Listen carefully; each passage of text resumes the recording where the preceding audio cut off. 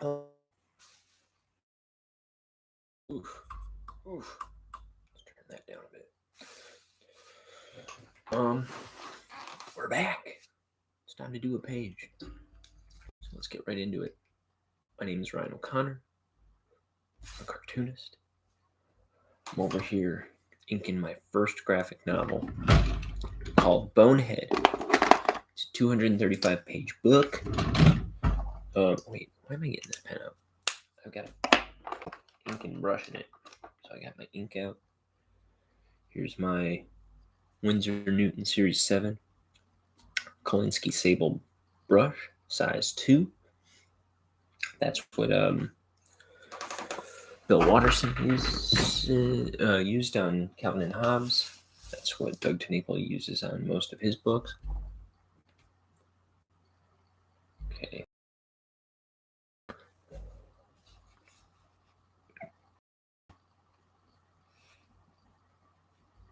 Ooh. Split right off the bat before I even got a line down. Yesterday it didn't split on me once, and I did two, like a page, 1 2/3 pages, I think.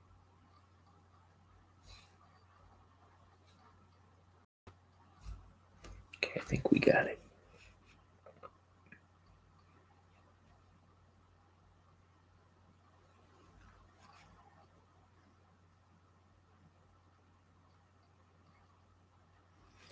This first scene in the book doesn't have the titular Bonehead who looks something like this. But it has this other skeleton character named Denton Crux.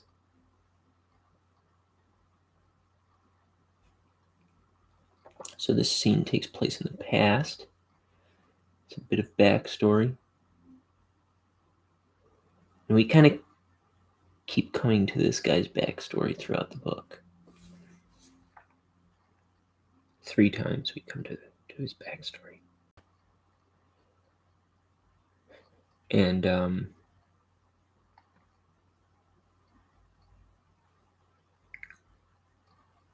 he eventually, this is before he does, eventually he starts a poison factory, and that's where Bonehead works.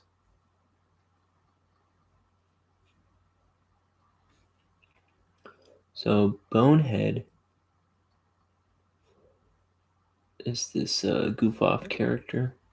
He's kind of a slacker, and he has decided at the beginning of the book that he's going to get his life together, and he's just gotten a promotion that he's announcing to his friends at the beginning in the next scene. And he's also planning on asking his girlfriend to marry him, and he's got all these plans for success. And then he finds out that his bosses, this guy, are closing the poison factory, which throws a monkey wrench into all his plans. So when a little later he finds out about this top secret project that his bosses were working on, he steals it so they can't shut down the factory. And it gets him wrapped up in this hairy fiasco. There's space travel, teleportation. There's giant monster bugs.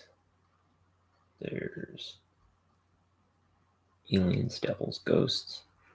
But the aliens and devils and ghosts are all like the inhabitants of the city where Bonehead lives, because he lives in a place populated by, well, not the aliens, but the devils and ghosts are like his drinking buddy and his girlfriend.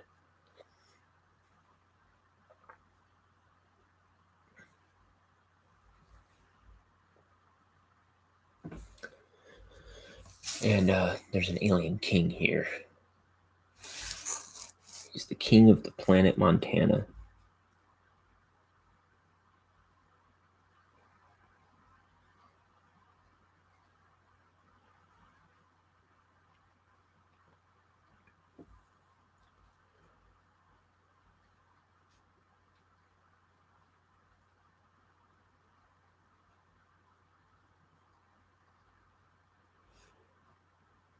And Denton is all gat up like an astronaut here because he came to planet Montana to obtain something that they have, some special thing that they have here on planet Montana that he thought he could just get from them. And the king isn't willing to give it up. And now they're arguing about it.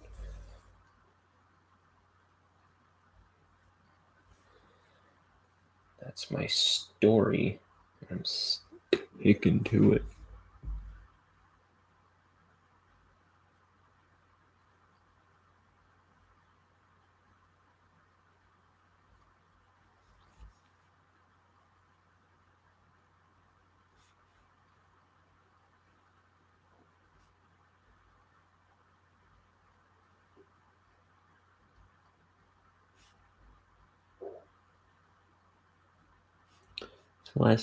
Last night, I did a big dumb stream. I did a little over a page and a half yesterday. I finished the day before's page, and I did a whole new page. And I just FaceTime called my brother without telling him I was doing this. And I was just like, "You're on my show." And he ended up being on with me for 3 hours. And shortly after he got off, YouTube just shut down the show. So I went back on and finished the page I was working on.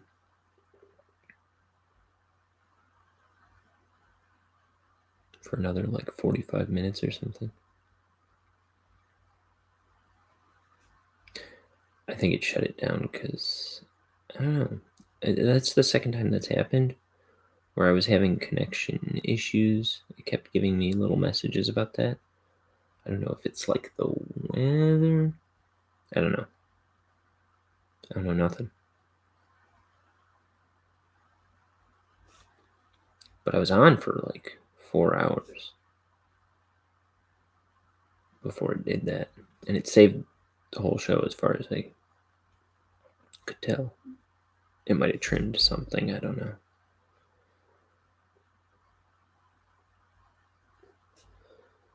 The first time it did that, it trimmed a lot. I don't remember how much.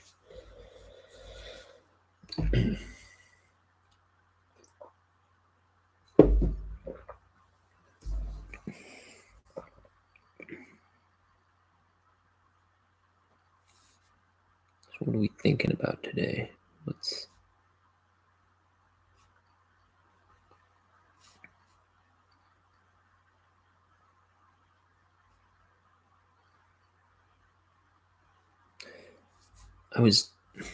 So I named this stream after a line from Barton Fink, which is a movie I really, really love. But I know I was trying to break down what it was about on an earlier stream like a while back, like probably one of my first ones. And I think it's been a while since I've seen it. And I think I would appreciate it more today if I watched it again. So maybe I'll watch Barton Fink, and I'll do a little review on it one of these days.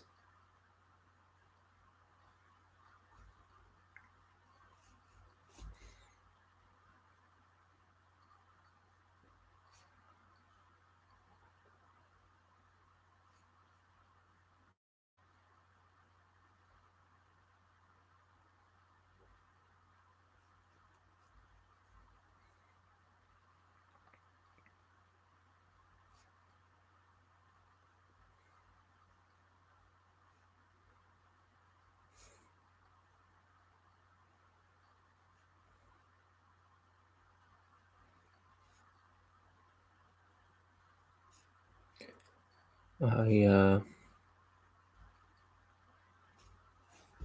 don't want to do the thing where I trick somebody into being on the show again. But maybe I'll do that again. Maybe I'll get some kind of like setup where I can place my phone up on the camera, or because or I could figure out how to properly do that and get people in. The thing is, I don't know if I know anybody who would come on in like on YouTube with a webcam. Maybe I do.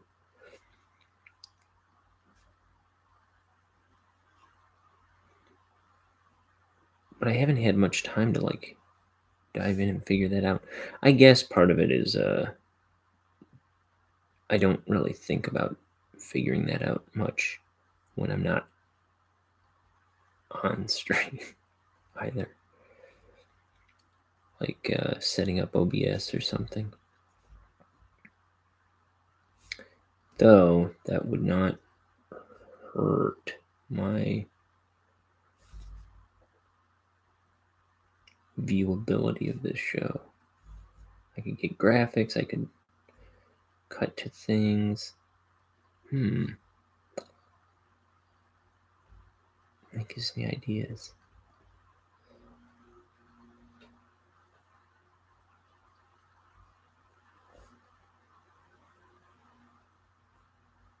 Maybe I should look into that.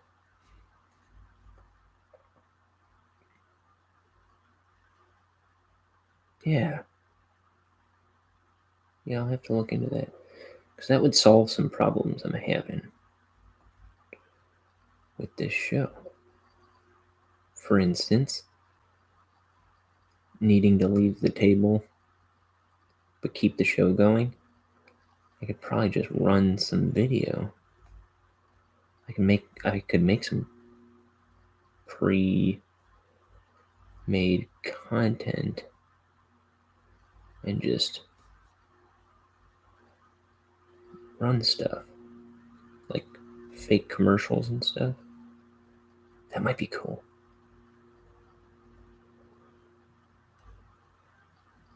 And now, a word from our sponsor.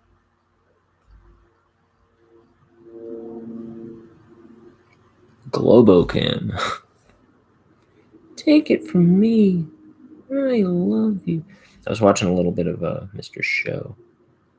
I haven't seen too much of that before.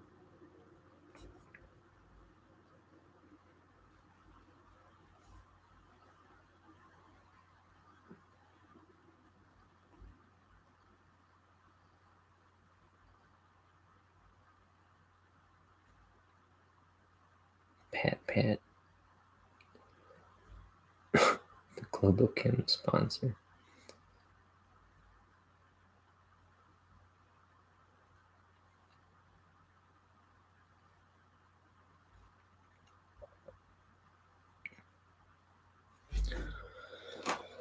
My hand was aching today. This little area right here makes me worried.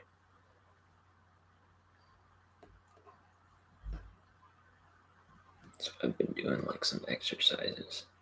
I was feeling fine, but already it's starting to bug me again. But it comes and goes. I try to treat my hand well, but then when I do a page and a half yesterday, I don't think I like really stopped much.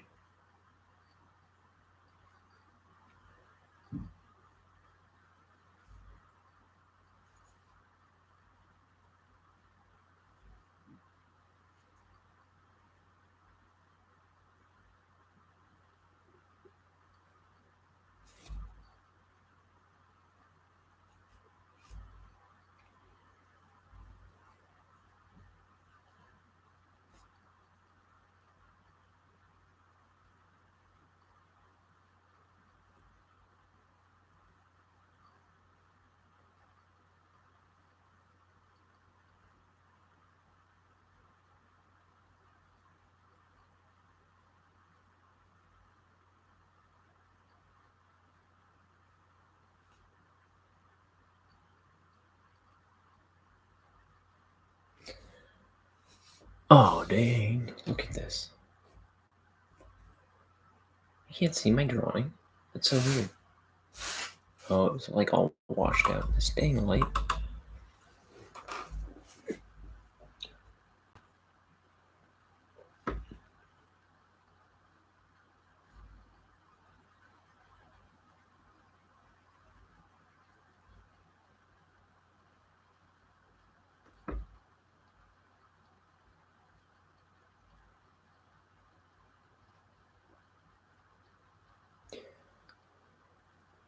So this is page 9, but it's probably the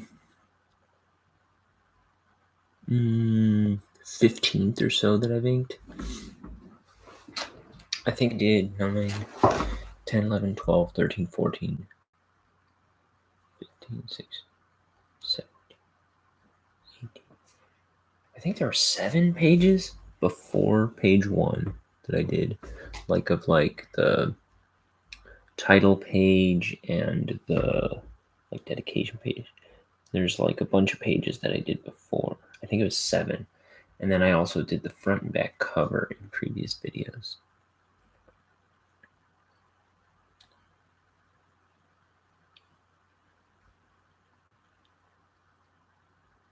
I think this is technically my 18th page.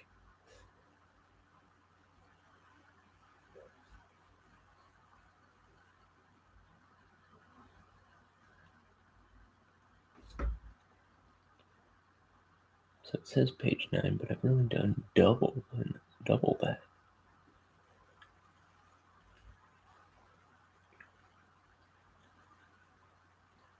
This morning I thought I was doing page 8. Cool. Pretty sure I did do page 8. Yeah.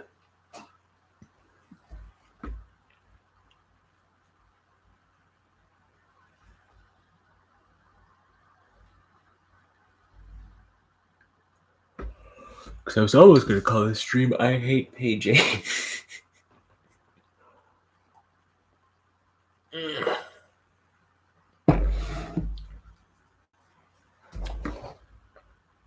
So yeah, Barton Fink's a good movie. I don't know if I could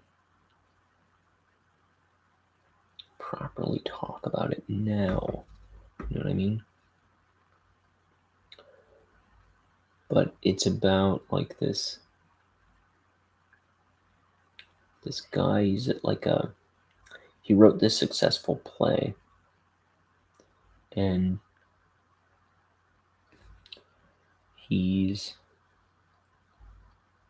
kind of commissioned to write a wrestling movie for this guy in Hollywood or something like that.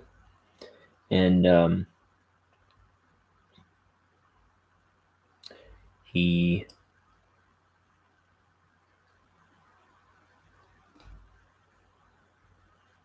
he's put up in a hotel.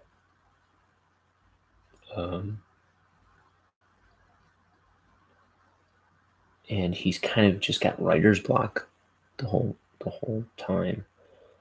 And he meets Charlie Meadows, who's played by John Goodman. And John Goodman's just trying to connect with him, and he's this like overbearing, friendly guy. And Barton Fink's kind of put off by him, but then and Barton Fink kind of keeps talking about how he's trying to like write for the common man, and meanwhile you realize he's kind of like full of himself and high-minded and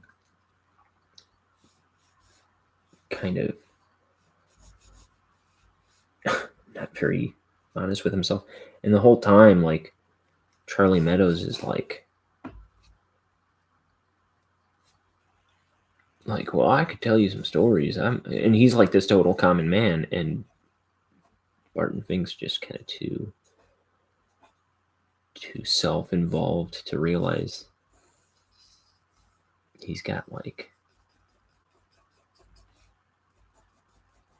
this great source of inspiration sitting next to him. It's a good movie. It's a really good movie.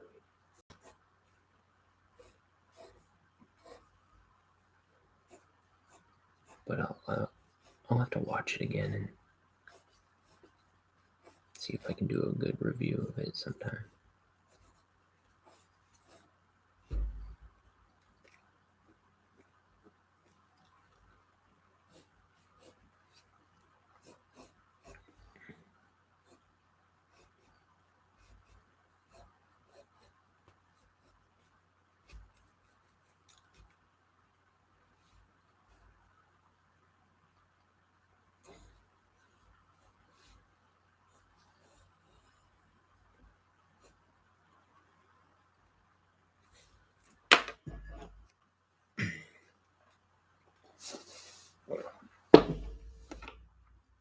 What time is it? 11? Probably gonna go till 2.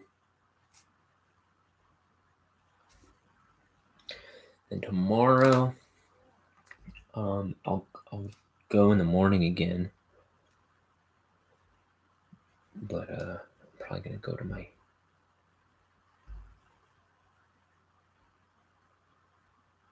tomorrow's Wednesday, right?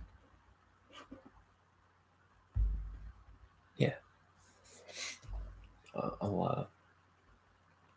I'm gonna go hang out with my cousin for a bit once I get everything taken care of tomorrow.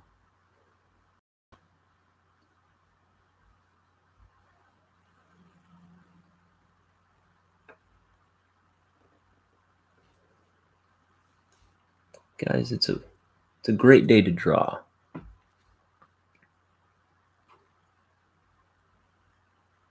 It's always a great day to draw.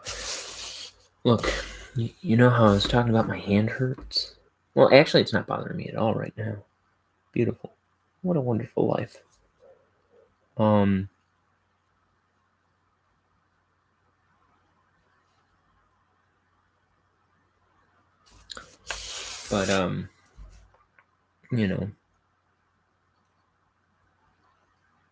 I always think like, boy, what if one day I can't draw anymore?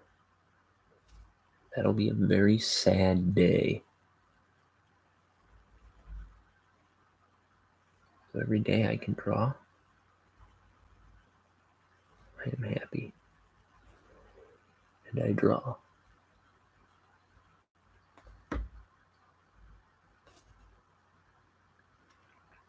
Dude, I might go blind someday.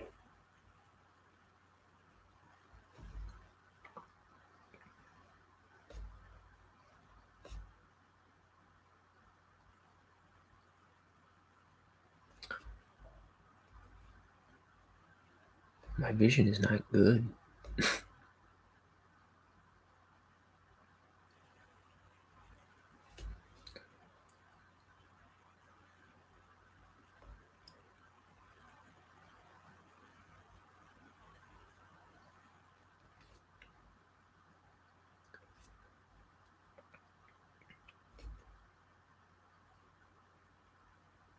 don't think I'm gonna go blind, but what? But I should definitely. I mean, when I take off my glasses, when I'm not wearing contacts or glasses, oof, I am a total Velma. It's not funny. I actually lost my glasses before a stream, like last week or something. And I was just so depressed. I was like, what am I going to do? I can't do anything without my glasses. I could not find them for the life of me for like half an hour before I found them knocked into my laundry basket. But if someday I should not be able to see, I mean, I could probably ink this, but really, I think I would need a little bit of time for my eyes to adjust. But I'd have to be right on the page.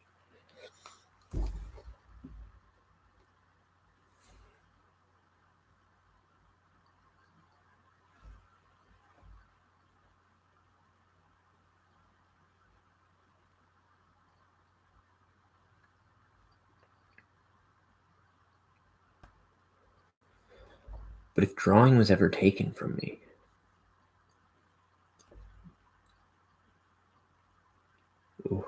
that would be a sad day.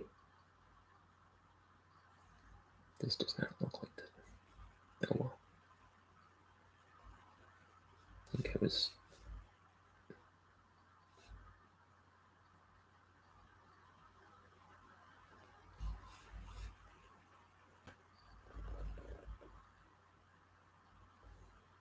Yeah, that one. Dang it. I think I meant to do this a bit more skewed.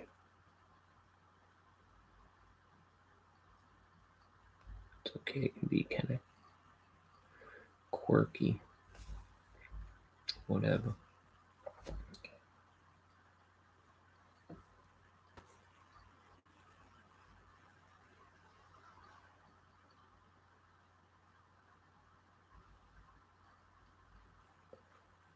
I try not to live by good enough, but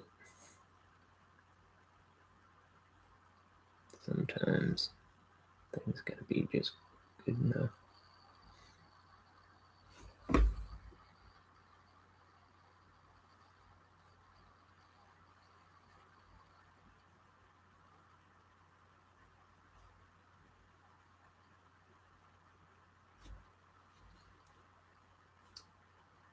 So there's gonna be some space letters in here. I gotta make sure I'm drawing stuff consistently, because I know there's other tapestries that I think would say the same thing. By the king. Oh man, it's probably supposed to be here. And I didn't draw it. Well, I can go simple. That's fine. I think I will just throw some black in there, make it a bit more graphic.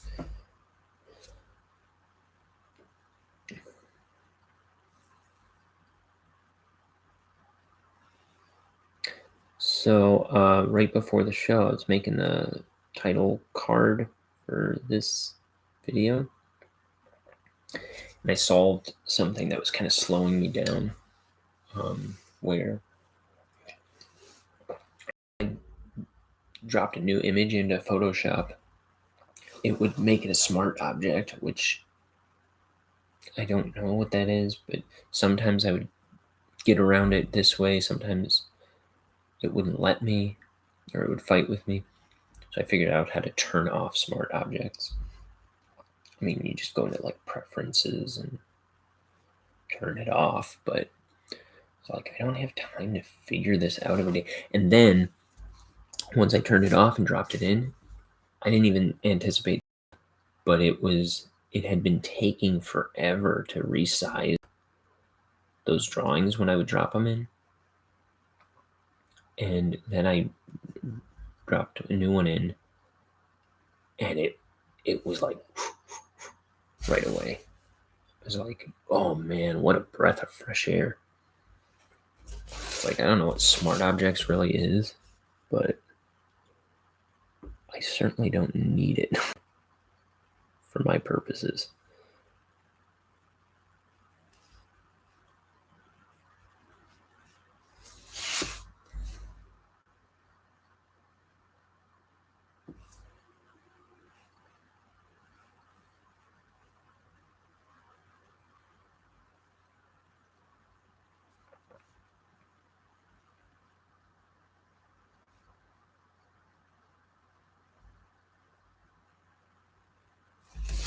Do the top of his box here.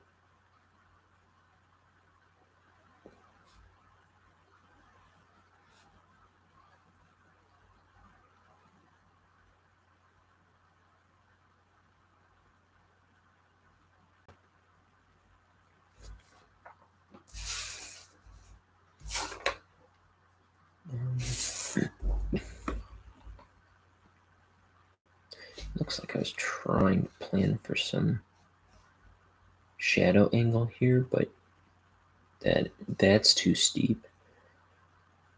I think I might just do a hint of one here.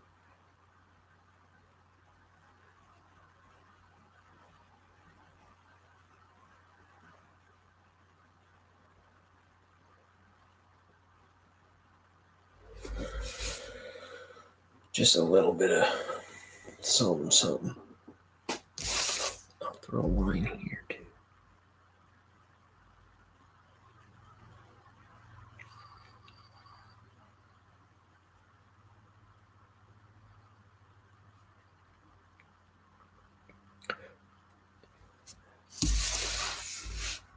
So I'm really liking Mr. Show. I think the thing I like about it is kind of the same reason I like old Adult Swim stuff. It just seems so like punk rock and like do it yourself TV. And it really like gets me like wanting to do stuff like that.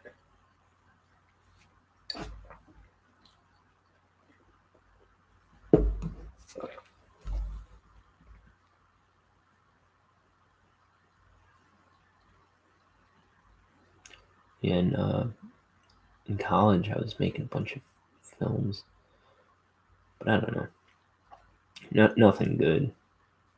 But I'm just saying, I have experience doing that kind of thing. We should have done more of that stuff. Just like screwing around, goofy comedy films, sketches and stuff. That would have been amazing. And I think I'm gonna eventually do stuff for this channel. It's not like total sketch comedy, but or anything like that, but just stuff for, like I was saying, like when I go to the bathroom or something like that. I need something to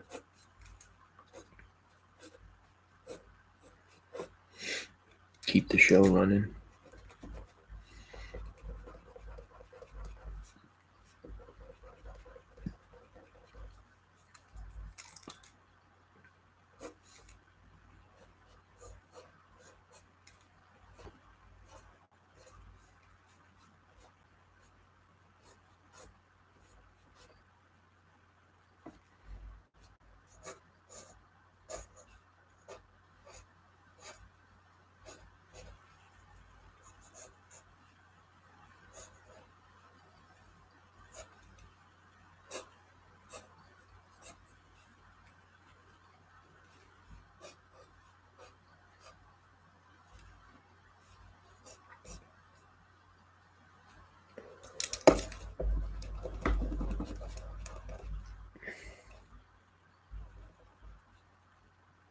So I just don't like this the way I drew his body here.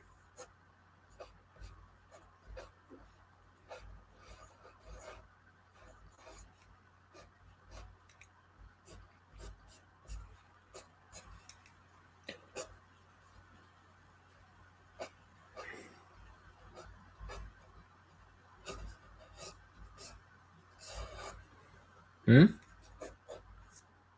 A little better? Oh, who cares? Just kidding.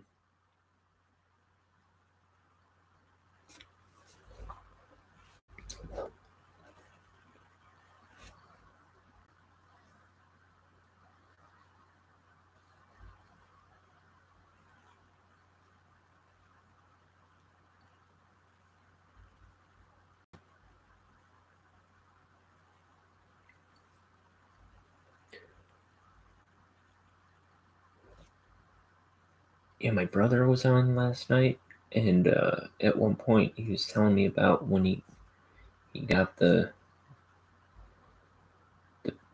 his first you know what at the local drugstore.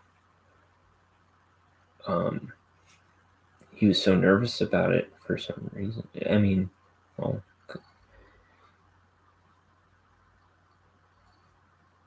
but and I think that it might have had something to do with that, like how nervous he was. But after he got it, he was starting to feel kind of queasy or something, and he was trying to get the pharmacist's attention, and then all of a sudden he lost his vision for like I don't know how long, but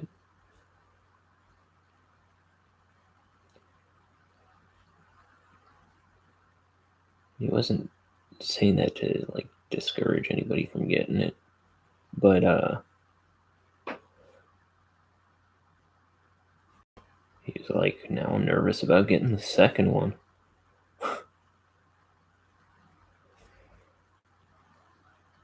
That was just a story he was telling last night. That really I was like, whoa, that's freaky.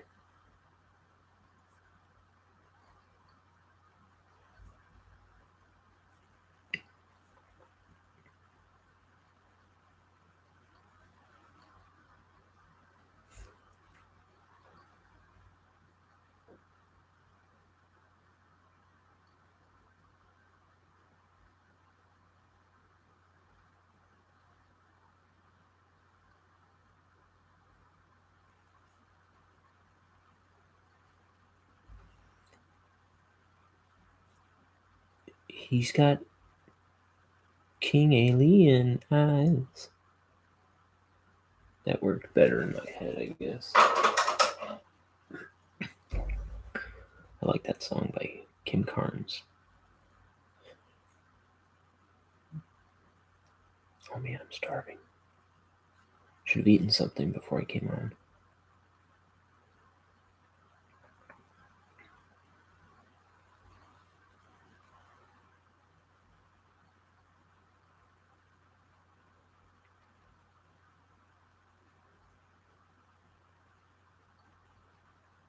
Eatings for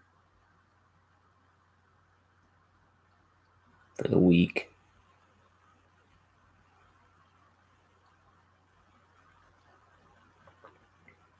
I'll eat when I die. How's that?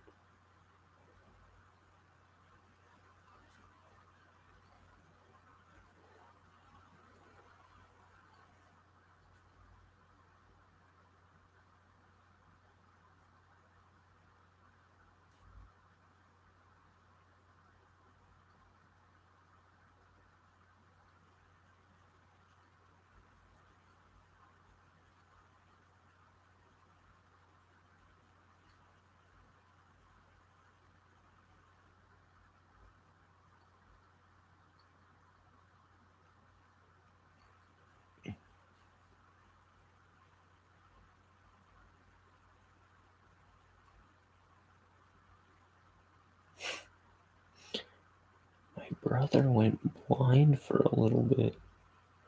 That's so freaky. See? That's what I was talking about earlier. Like, man, if I just lost my vision and couldn't, like, dude, that would be so disruptive to my whole entire life. It's like stuff like that happens, where you just lose your. I mean, of course that wasn't. That wouldn't be permanent, but you don't know what's going to happen in your day, right?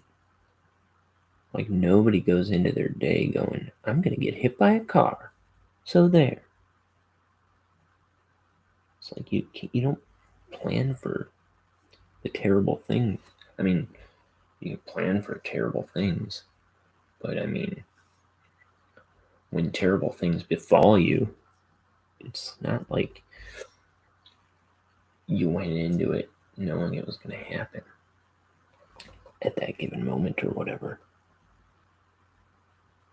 So it's like, should something ever happen to me where I couldn't draw anymore? Oh man, that would be one of the most tragic things that could happen in my life.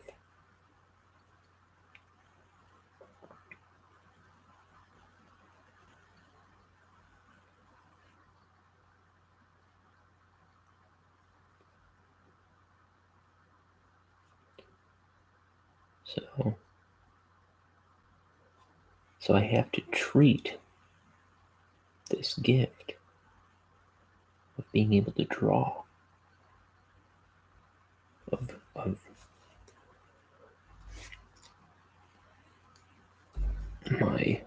my love of drawing. I have to treat it with respect. And I do that by making this graphic novel. I do it by drawing every day.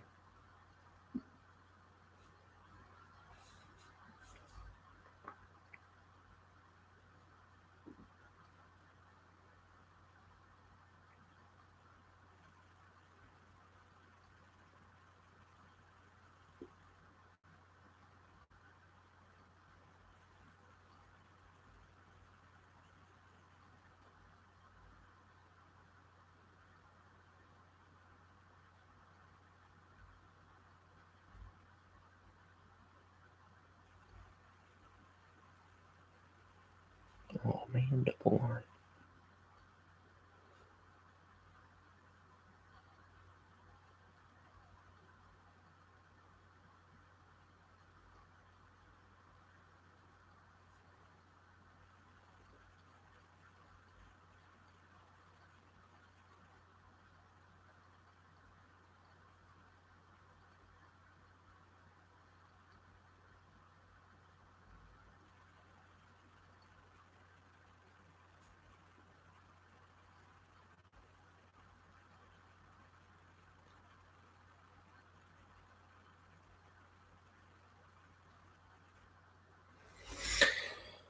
Okay.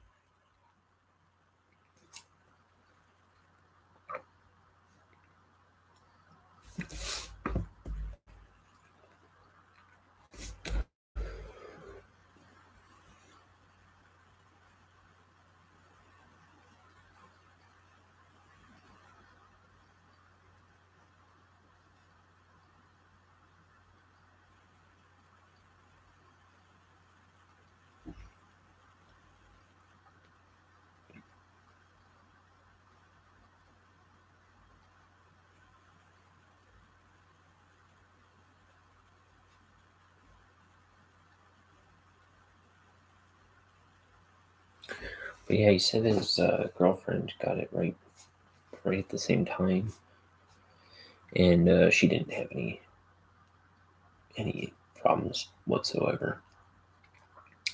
And I think it was like just some kind of crazy nervous reaction that he had.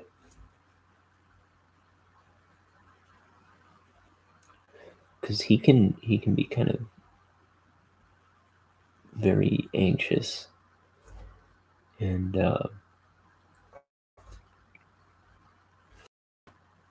he gets like sick to his stomach with anxiety sometimes.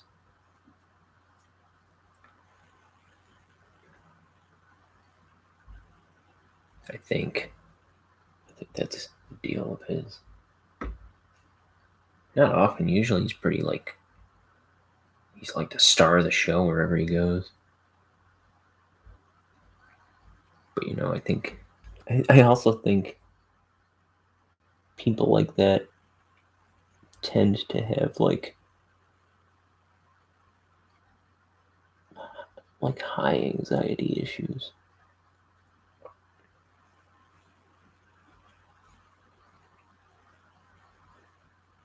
Kind of like Robin Williams, who's like grappling with depression behind the scenes. But he's Mr. Look at me all the time.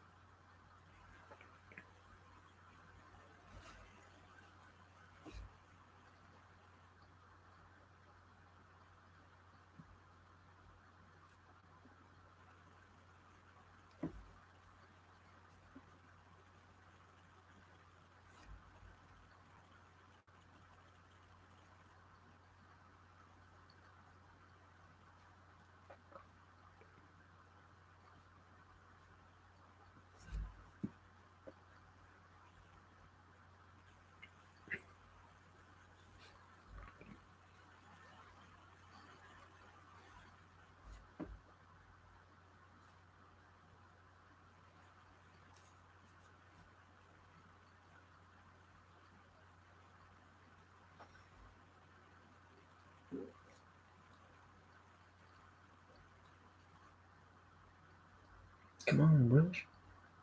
Yeah.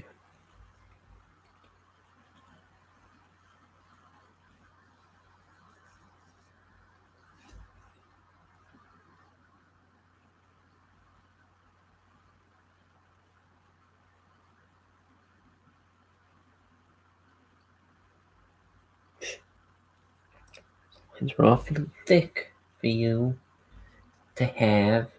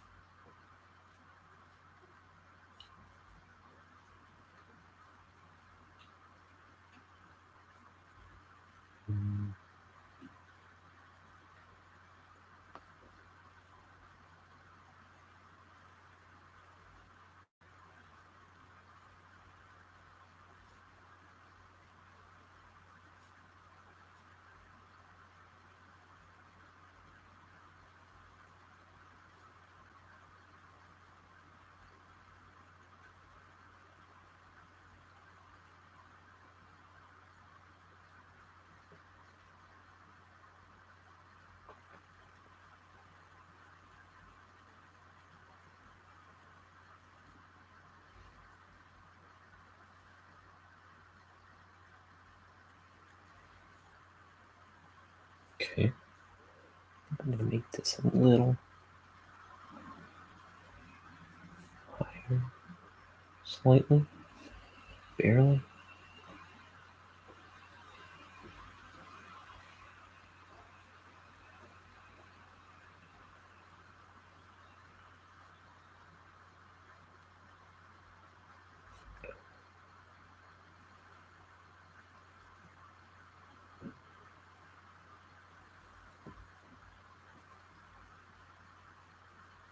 Okay, so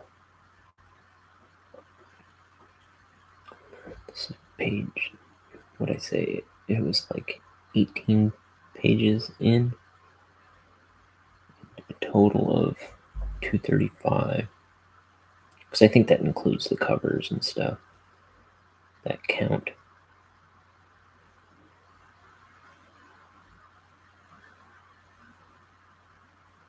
So that means I've got about 210 pages to do. Oh, all right. 215 pages to do. 16, 17. 217 pages left. And I'm thinking about the idea of once I get through this first chunk of the story, maybe I may do like little black and white issues of these, of chunks of this story as I go to kind of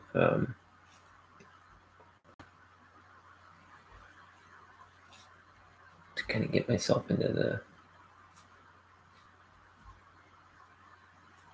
dip my toe into the making product end of things.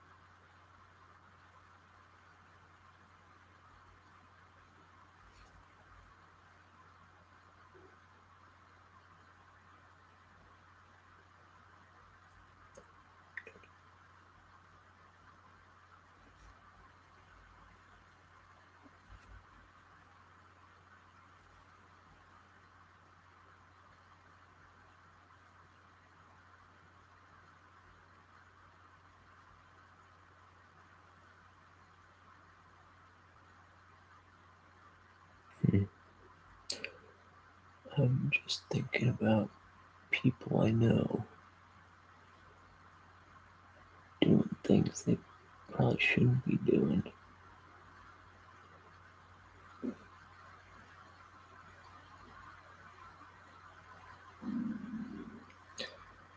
don't know what to say about that. I don't know if I should. I'm not going to talk about that.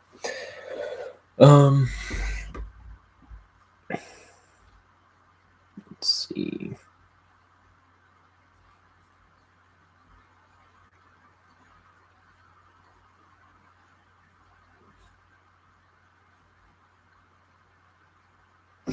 Hey, I wanted to look something up real quick because on Mr. Show, I realized,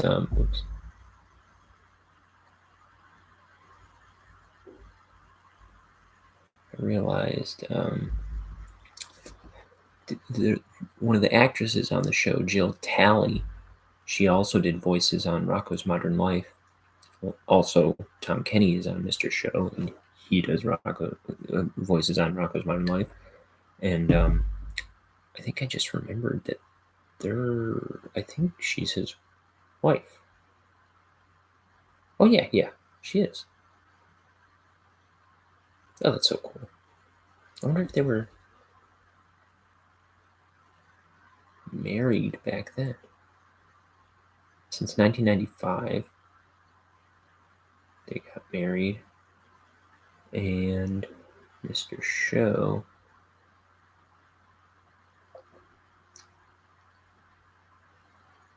aired from 95. Okay, yeah, so I was thinking they'd play a couple a lot on that, and then I was like, I think they're married. Because I think I found that out a long time ago looking into details about Rocco's Modern Life in the past. Ooh, this is wrong.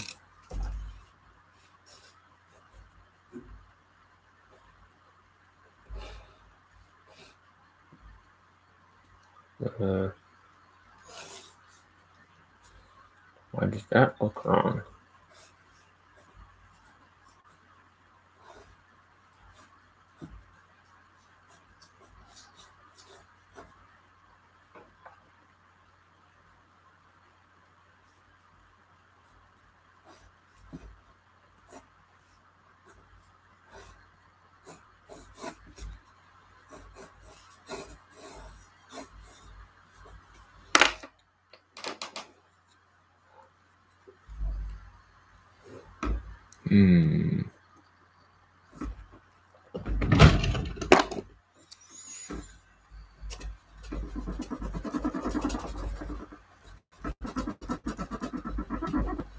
Squeaky desk.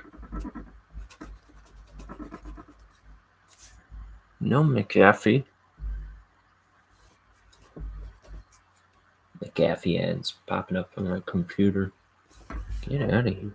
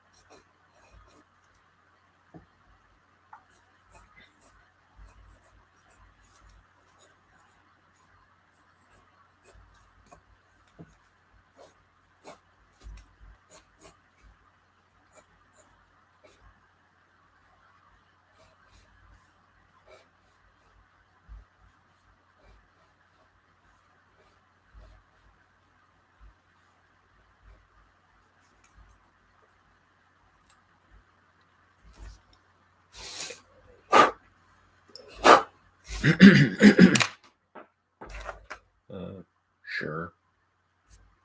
I don't know.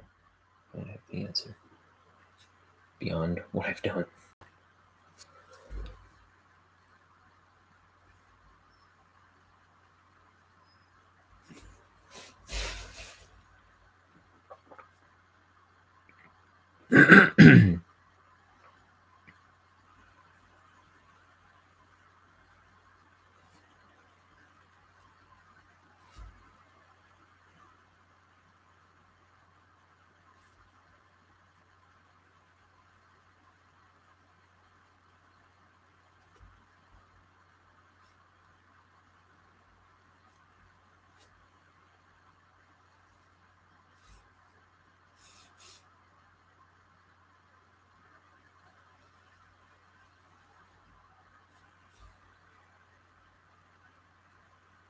Want this shape to be broken by that thumb. So I skewed it a little. I guess I could have gone out here. I don't know. That might have been fine.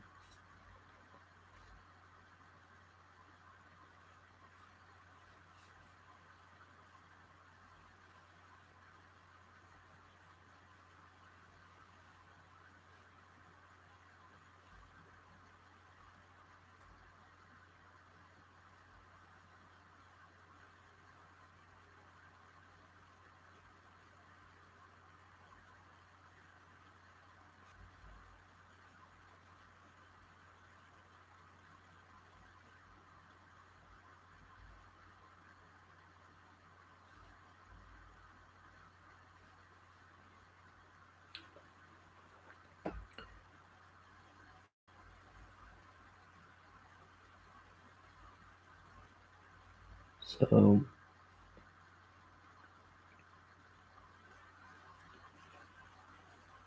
I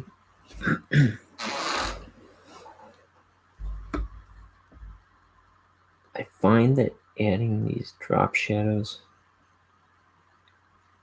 really helps to kind of weigh the page down, and or it weighs your drawings down. I mean that in a good way. I don't know how to. Let me see. It really gives your characters or your objects weight and presence. And you know what? I want these drawings. I want the inks to solve the drawing on their own before I color these images. That's the idea.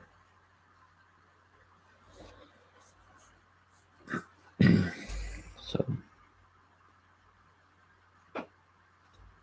if you can place shadows in the right places, you can really make a drawing pop.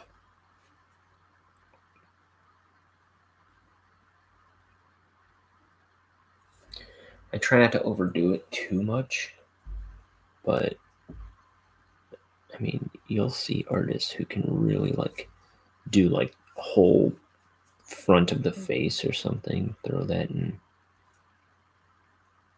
shadow and do it expertly.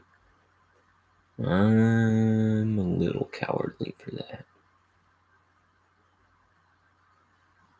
but I may at some point.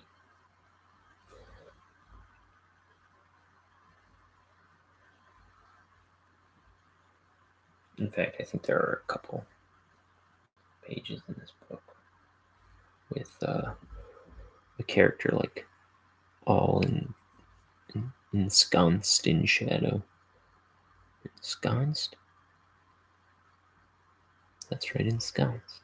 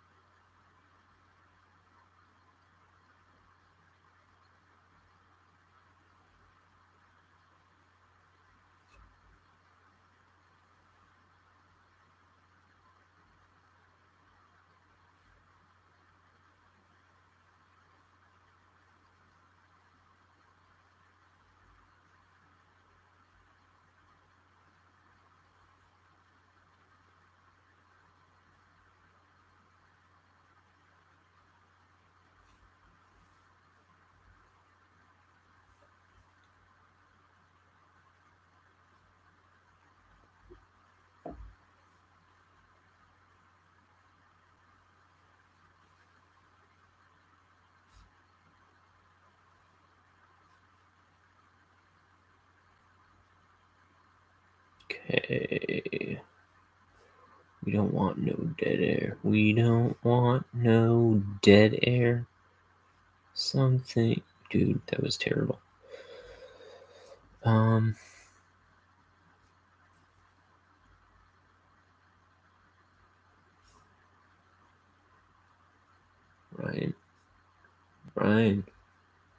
Ryan, wake up.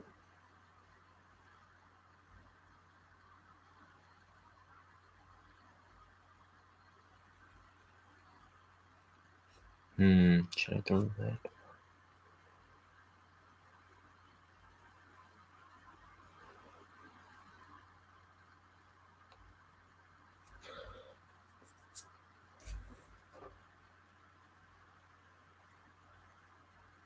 I'll do it. I'll do it. I'll do it. I'll do it. I'll do it. I'll do it right.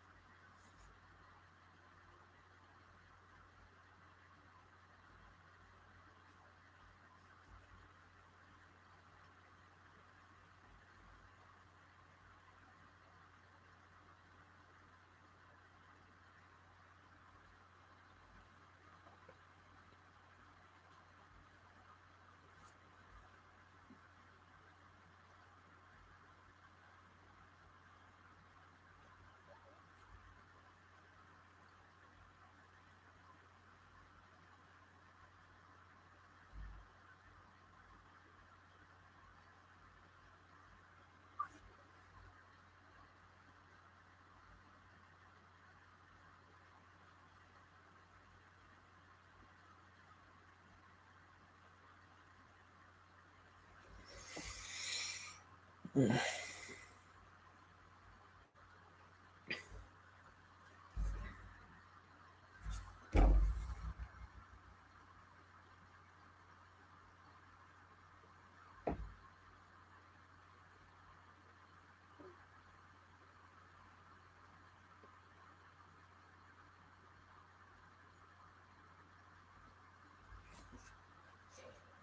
I think I said I was gonna just do a simple. Well,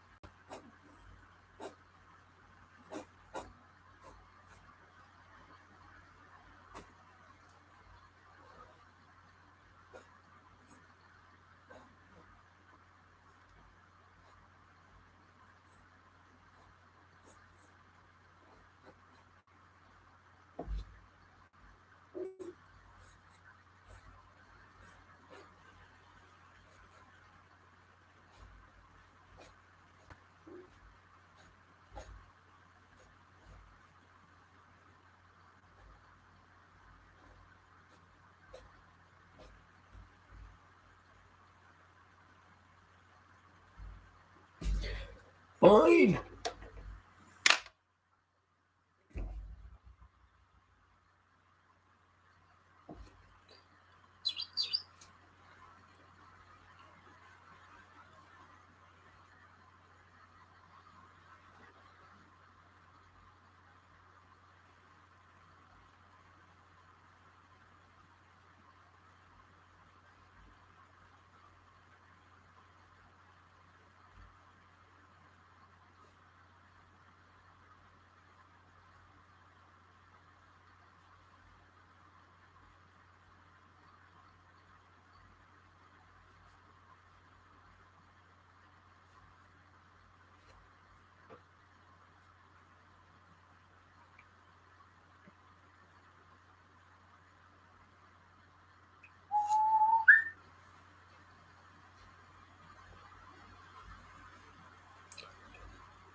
Let's see.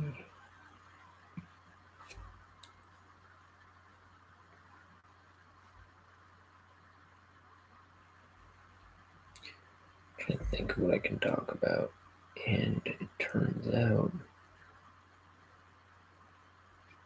my brain fell out.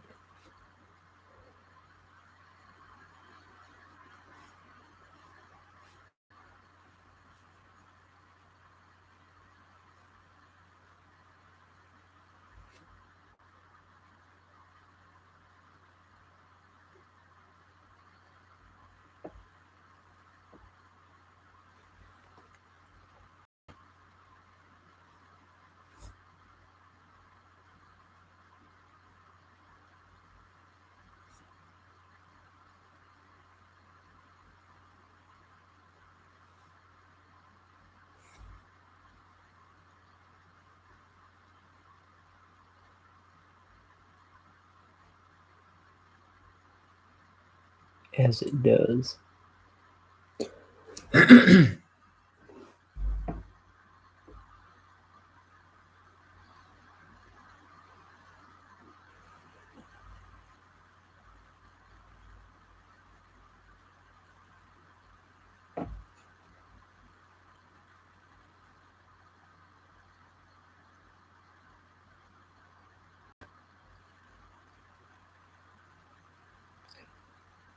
Remember Teletubbies?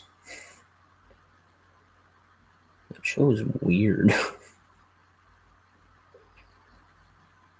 And everybody was like, such a weird show, but everybody put their kids in front of it. Did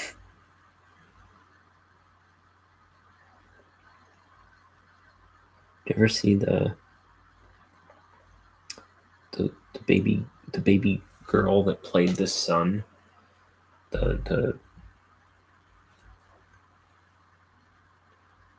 like I think the show always started with the sun rising, and there was just a baby face in the sun, and it would like giggle and stuff. Well, like girls like 20 something years old now. She's all grown up.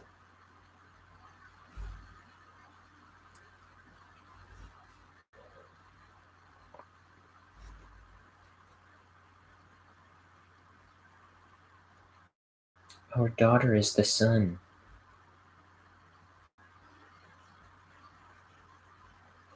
And our son is the daughter. Like, well, that one's just your parenting. That's on you.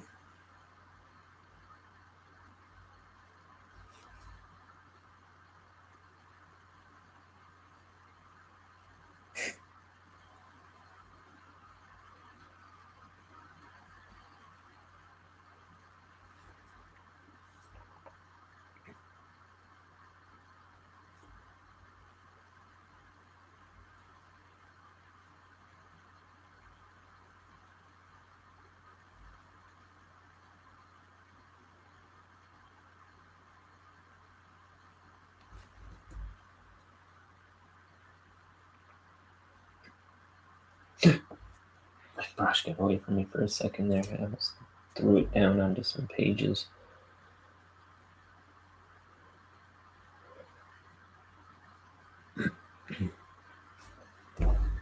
Where was I?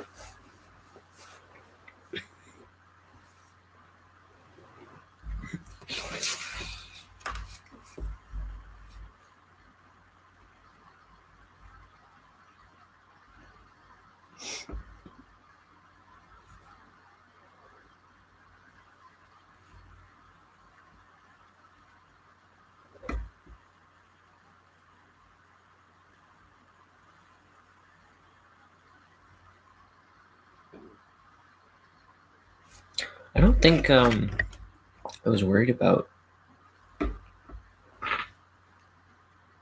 Liam's talking about his experience at the drugstore. I thought that was going to do something to that video, but I don't think it did.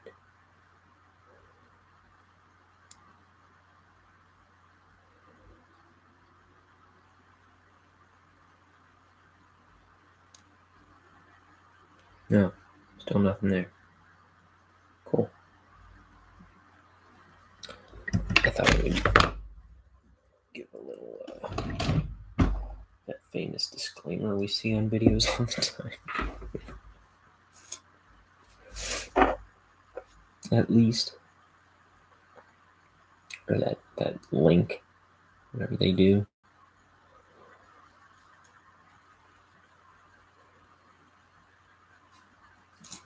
Maybe I'm a little too low on the radar for anything like that.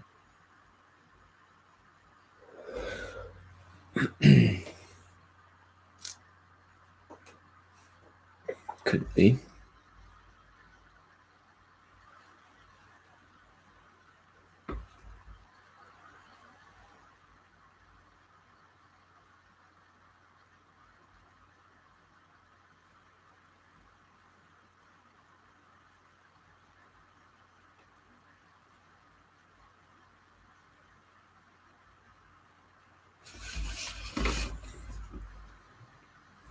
Yeah.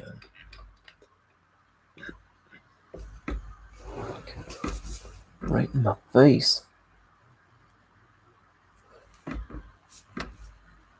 I think FedEx is here dropping something off.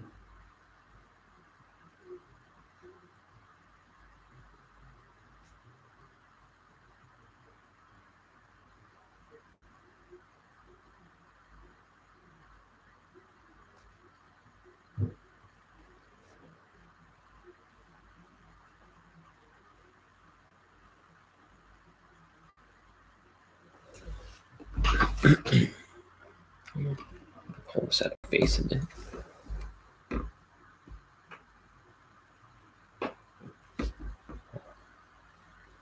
My cute little nose getting into the stream.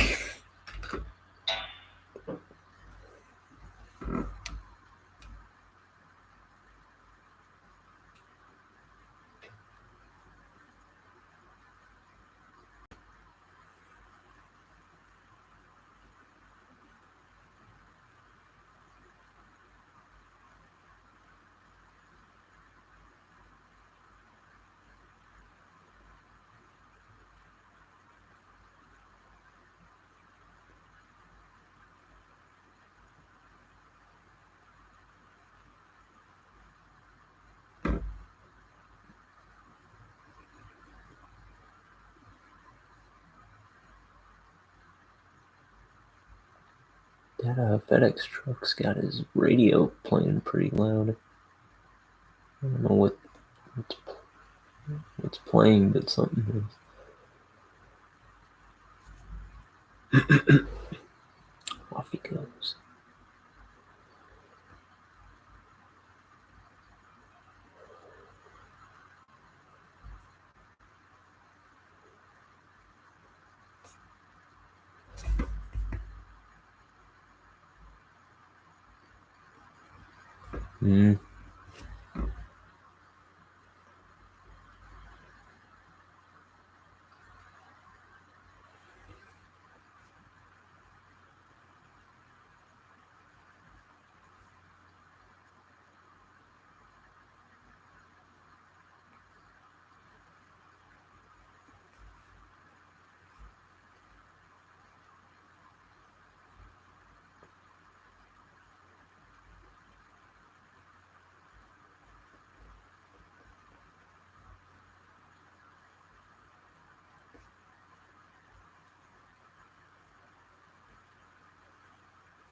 Dang it.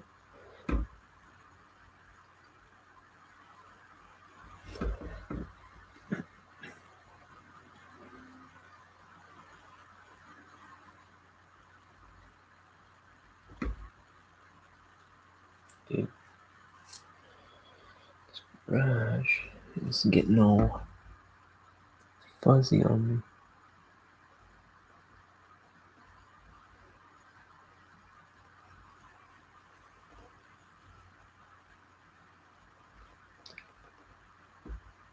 The craftsman said, blaming his tools.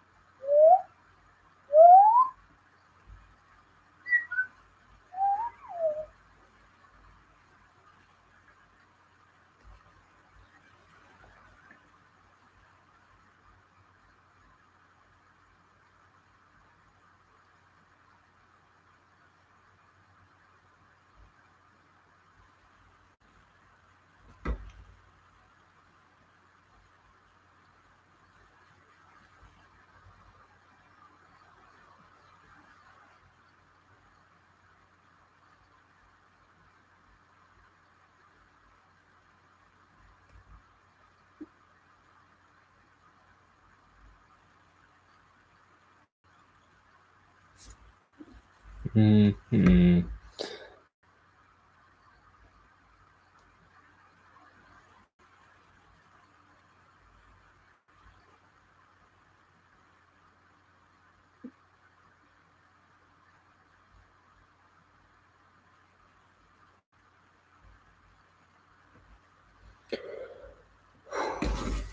I need a cup of tea soon.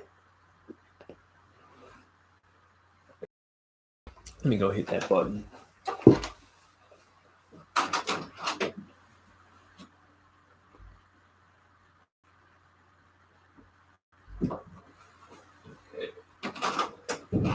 The button has been hit.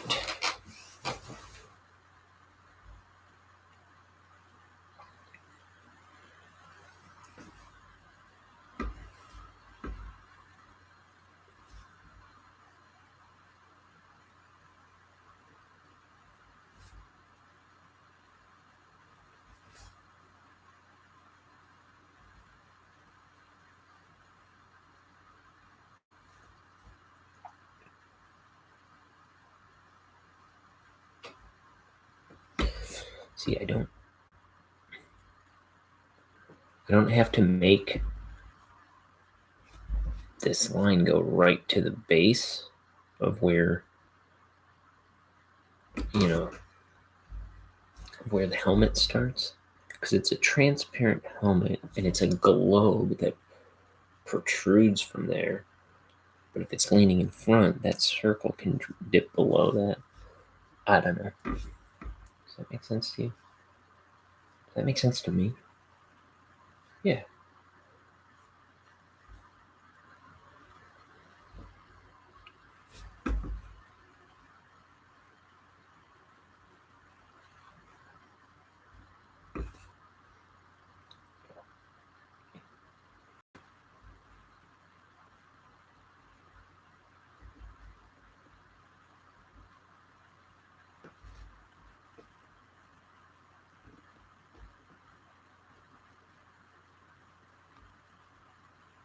Isn't time relentless?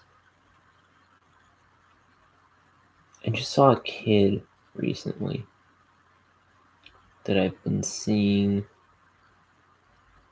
for about 15 years. And I was like, holy cow, I remember you when you were like that big. And they're like a teenager now. It's crazy. Like one day I'll die.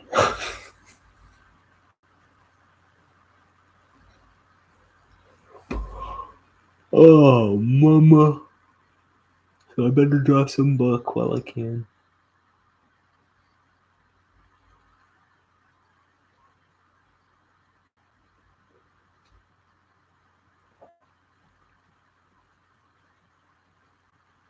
I hear it.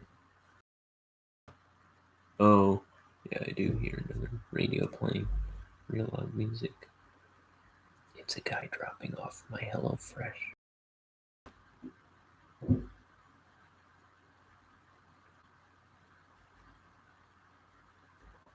Because I don't have enough meals that I can't get to. Waiting in my fridge already. I know I could put a pause on these deliveries or something. I don't want to.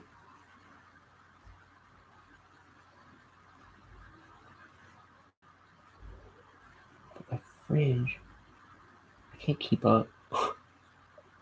Not this week, not last week.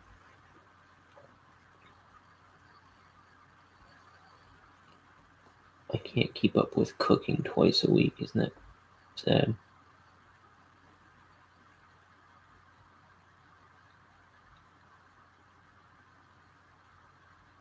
Like, I can't take half an hour to cook a meal twice a week.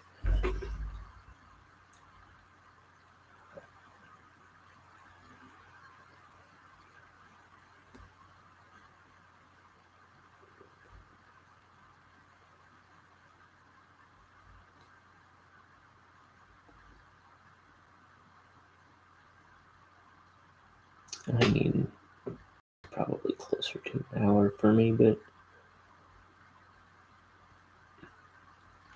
still.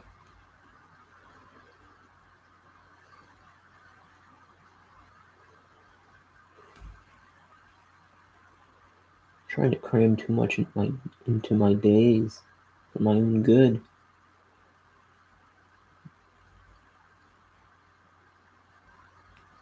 But that's not going to stop me.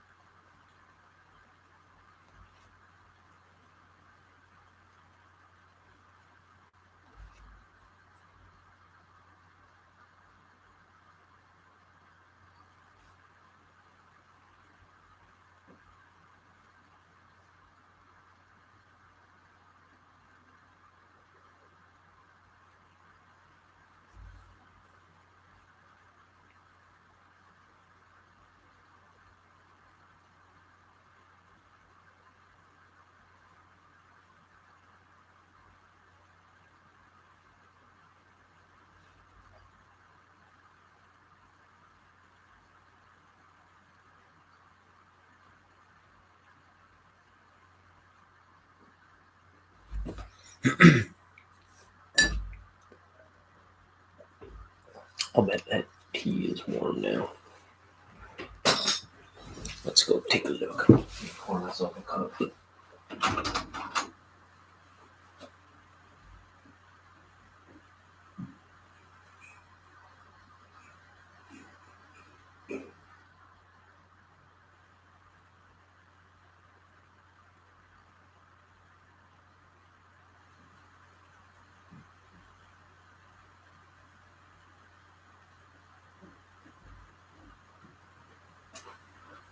Here I am.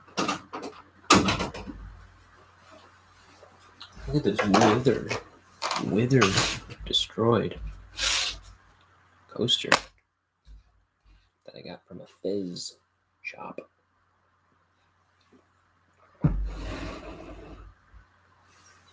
I own 2 Fezes.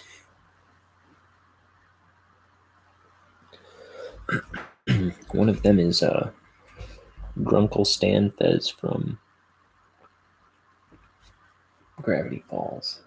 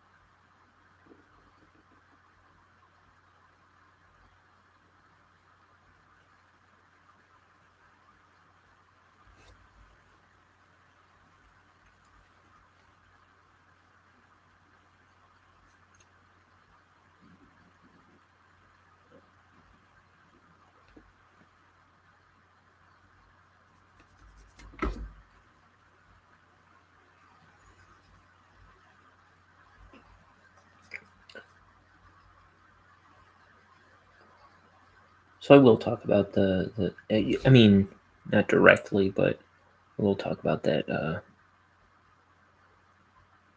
I said something about I'm thinking about someone who I know who's doing things they shouldn't be doing.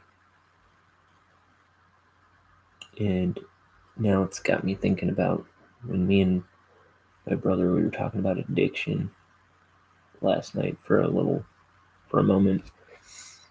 And man, I just feel really bad for people that can't help themselves and do things they shouldn't be doing, you know what I mean? It just kind of breaks my heart, but I also think about how that affects my own life.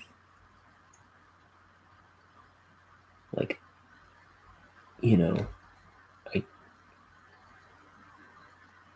and why I try to limit my vices and kind of keep them in check. Like I've talked recently about like I like smoking cigars, but I don't want to let myself smoke cigars all the dang time because I don't want to get hurt by cigars so much. So I'm taking a break from them. So I think I'll probably have one on my birthday or something. Because I have one sitting in my car. Apparently my mom has one. Some cigars of mine in her fridge where she's keeping them fresh to I don't know what degree of success. But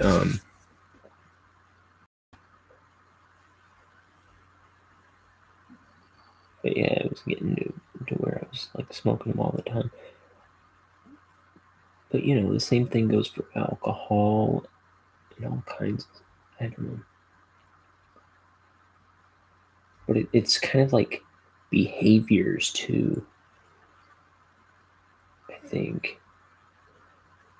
Well, yeah. Like when I'm thinking more about this person I know, it's like you gotta watch yourself. And some people just don't want to watch themselves. People know they're doing something wrong, and you know they don't care. I don't or something. It's I don't know. It makes me sad.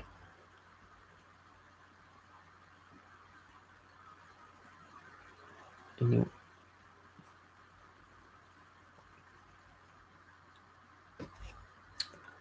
like should,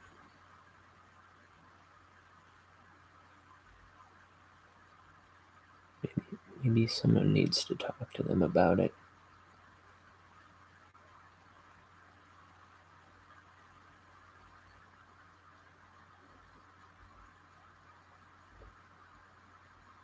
You know, that can be a hard thing for everybody. But maybe it's what needs to be done.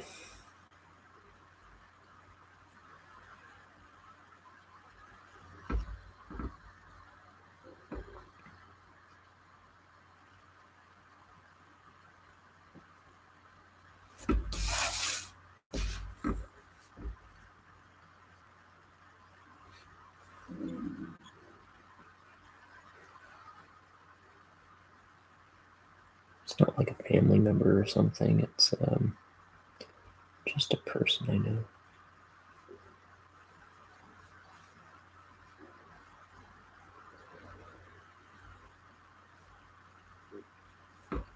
It's also kind of none of my business in a lot of ways. I don't know.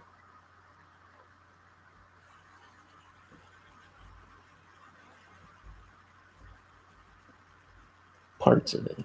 It's better none of my business.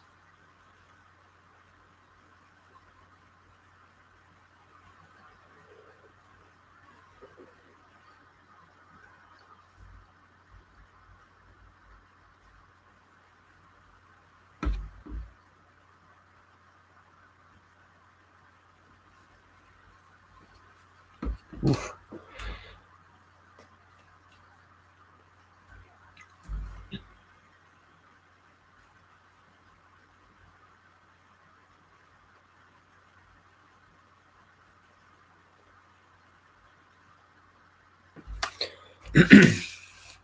Okay, I like that panel.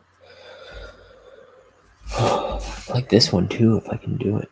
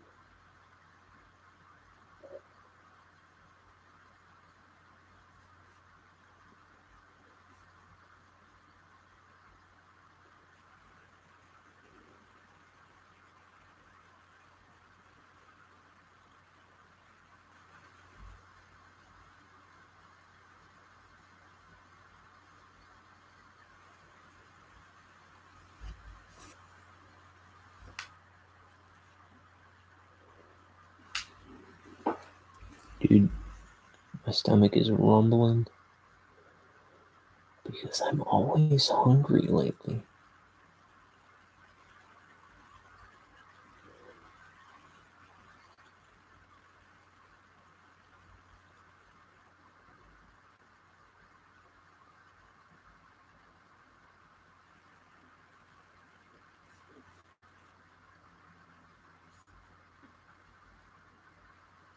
Dang it.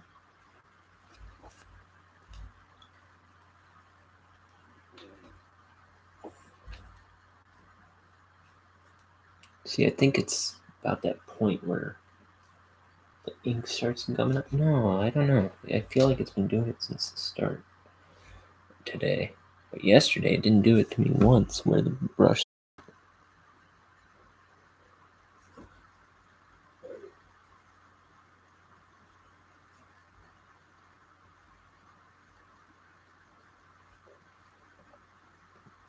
Oh, brother.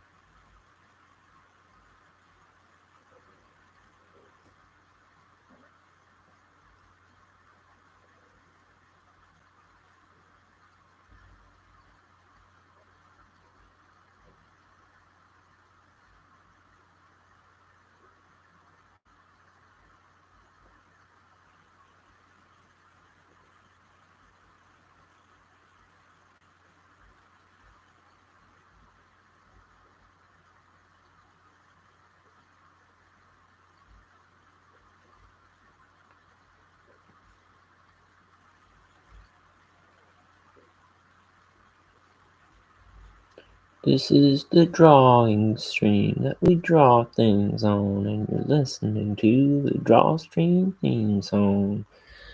It's a drawing stream that we draw things on, and you're listening to the Drawstream theme song. Go away. Leave me alone. It's a drawing stream that we draw things on, and this is the Drawstream theme song. No one invited you. Stop coming here. It's a drawing stream that we draw things on, and you're listening to the Drawstream theme song. Quit bothering me. Get out of my hair.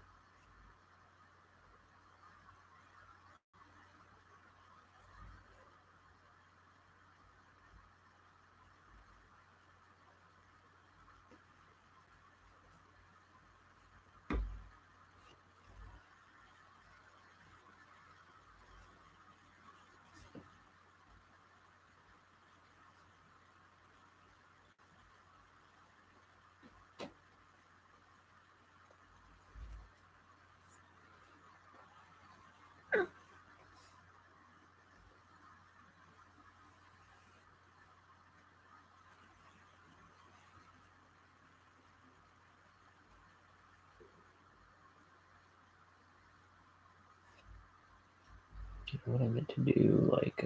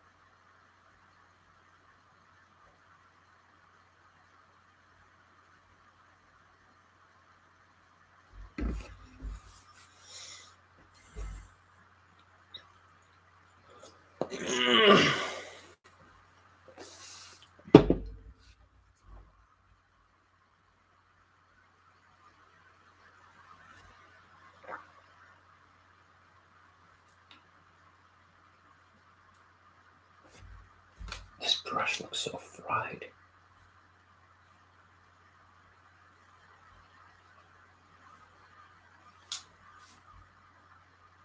It happens. I'm just...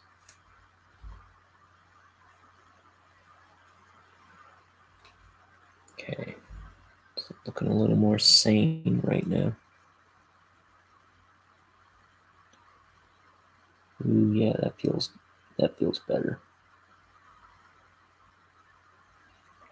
This is about as good as this brush has felt this whole stream.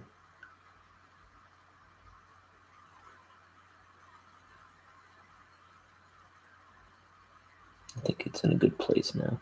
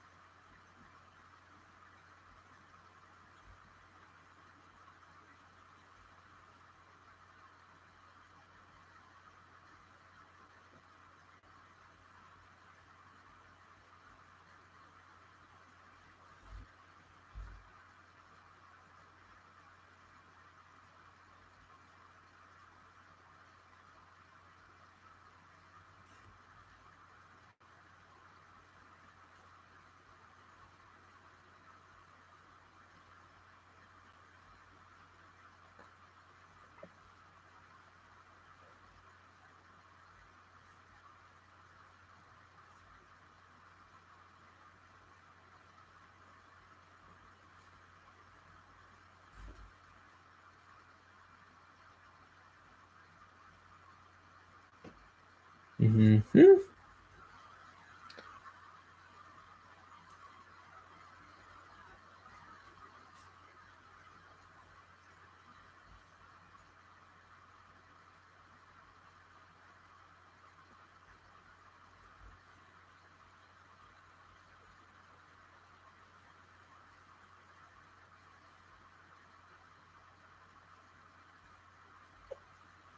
Mm-hmm.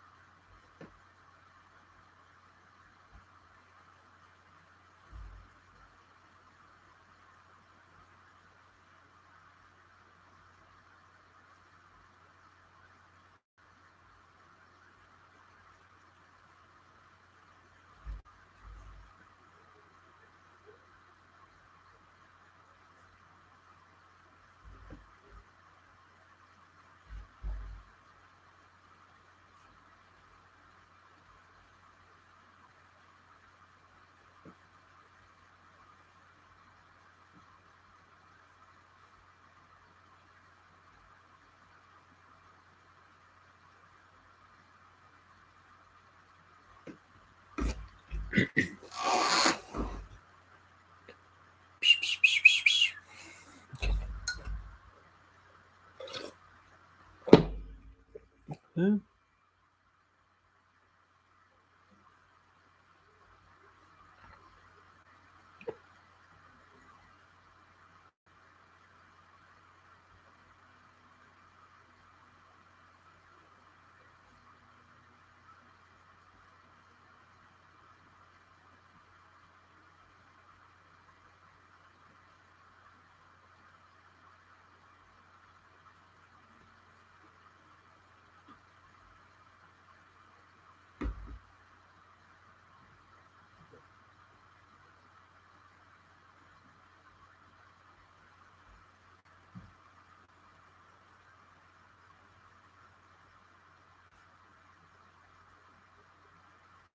I do have to go to the bathroom, but I ain't taking no bathroom today. I'm finishing this page.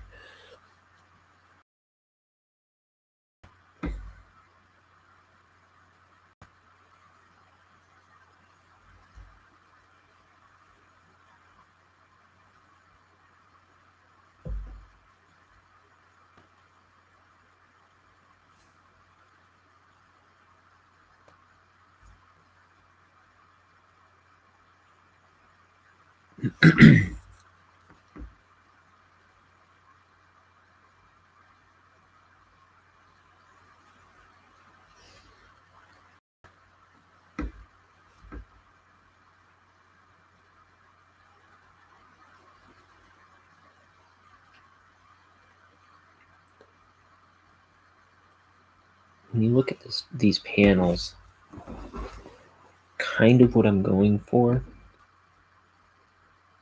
in my drawings, to varying degrees of success. But when I really think a drawing works, it's like it would work as a sticker.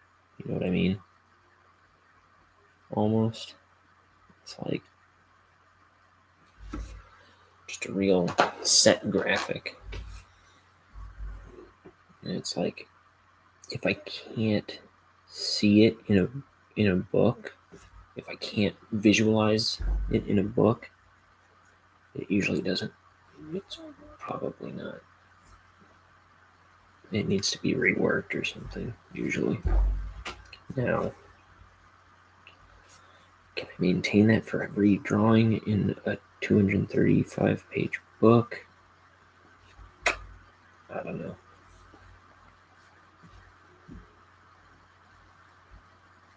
I mean, I don't think this panel is as solid as this panel. You know what I mean?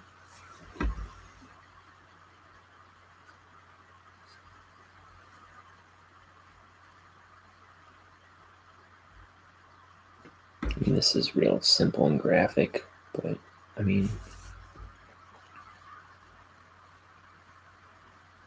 that's not even what I'm talking about there.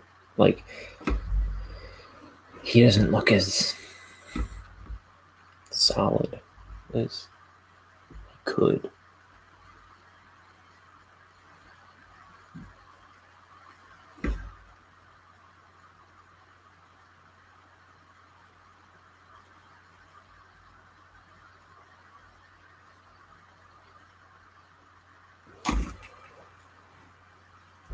Oh, mama.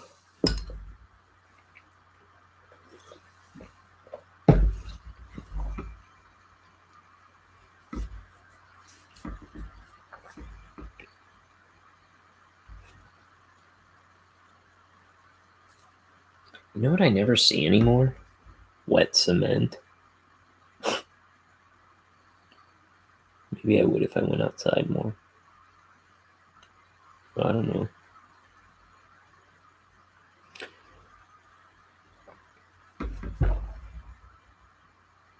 Do kids even know about wet cement? Do they still make wet cement?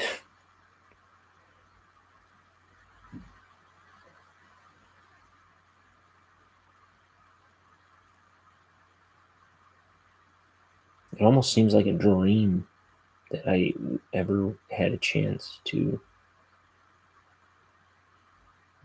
like, stick my fingers in wet cement and like write my name or whatever. And you used to see that all the time, right? Like people's names in sidewalk blocks. I don't know why. I don't know why that thought's in my head right now.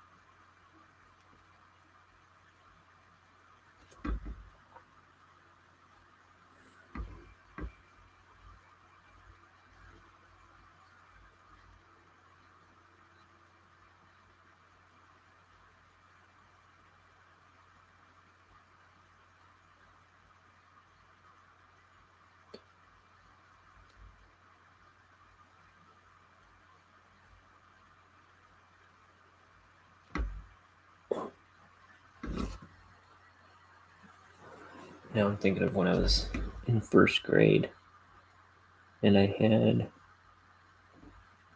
this friend, this little girl named Chuck Mai,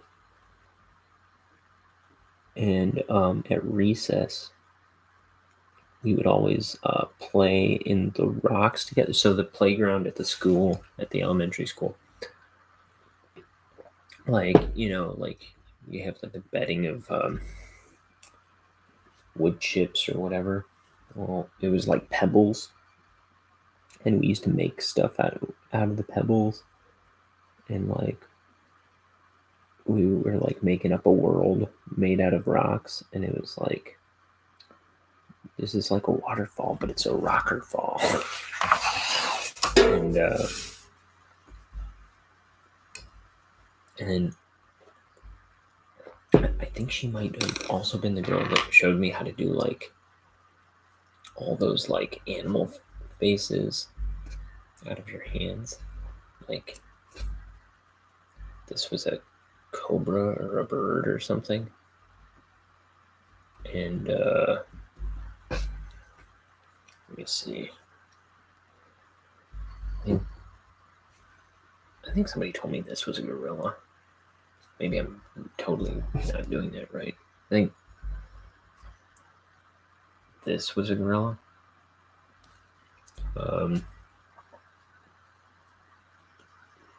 This was a bird. If I can man. Can't get out of the camera. Upside down bird. Okay. Maybe I'll do them when the camera's facing me again.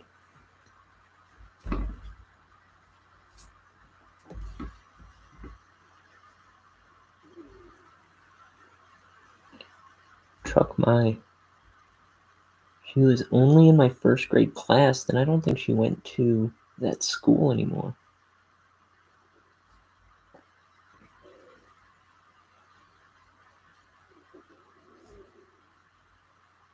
After first grade.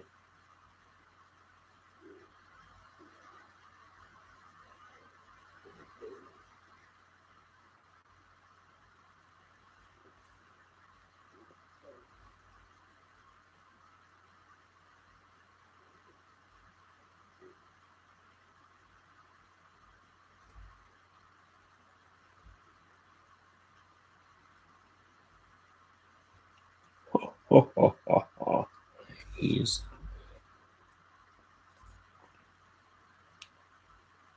laughing at Denton Crux's suggestion.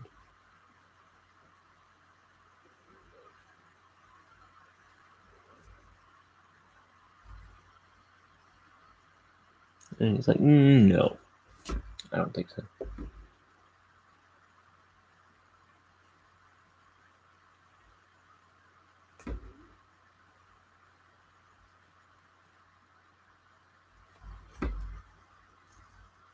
Hmm.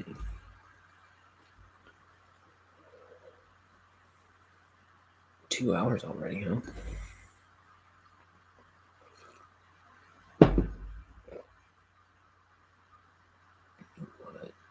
Ooh.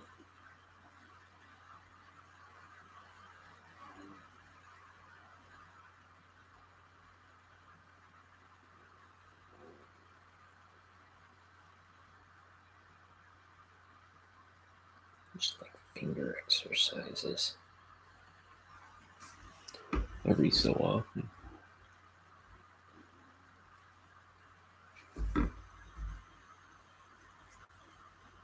The damage has been done. The damage has been done.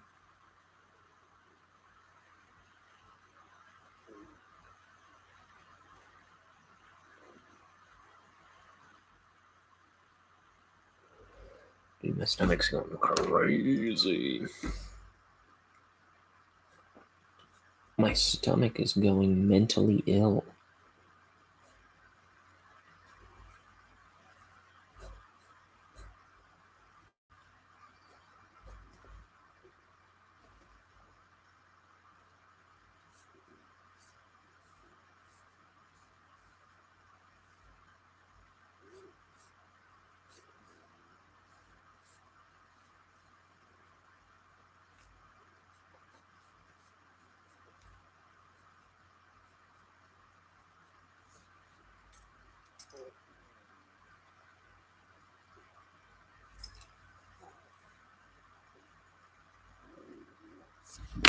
Okay, I can't even make sense.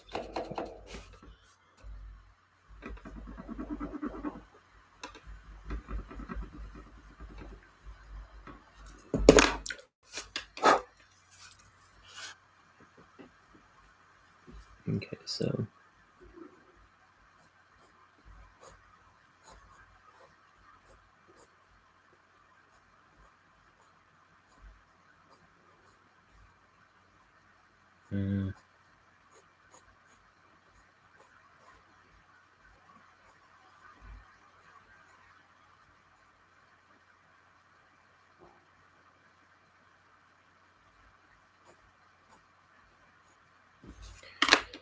counterfeit faker carries a grudge.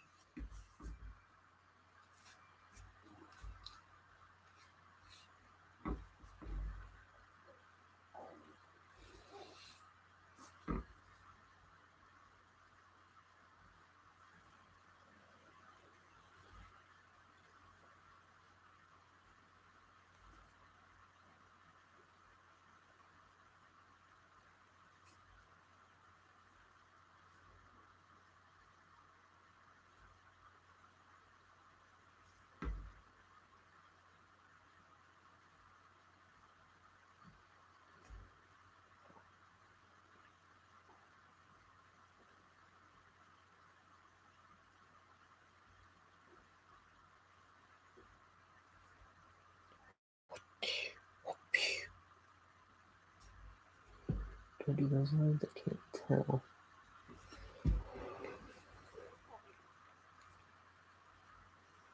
Ho ho ho. It's me, the Jolly Green Giant.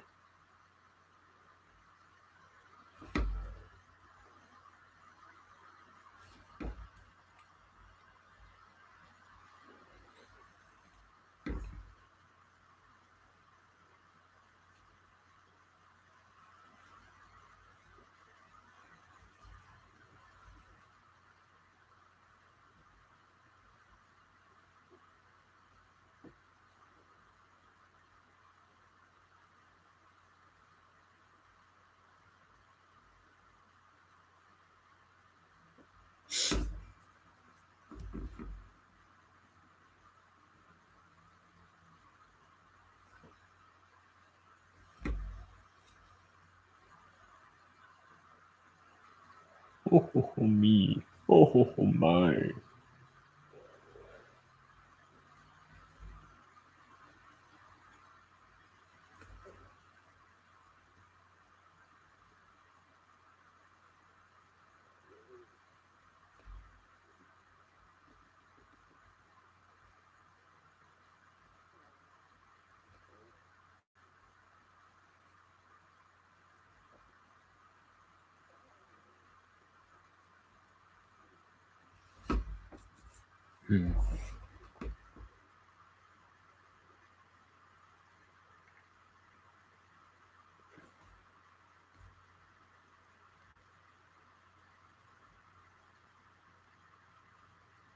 Beardo.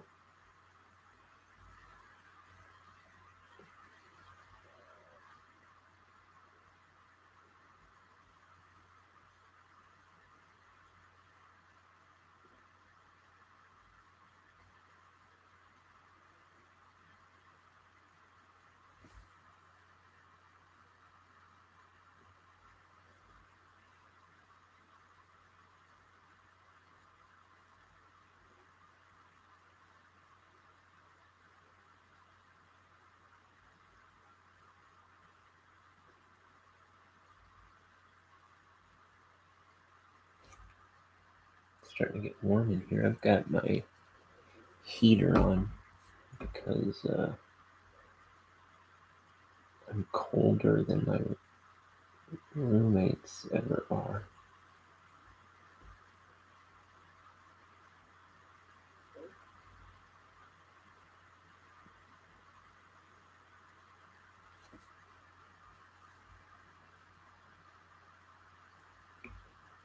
I don't trust that tape. See if I can get a better one. Now the ink is getting kind of gummy.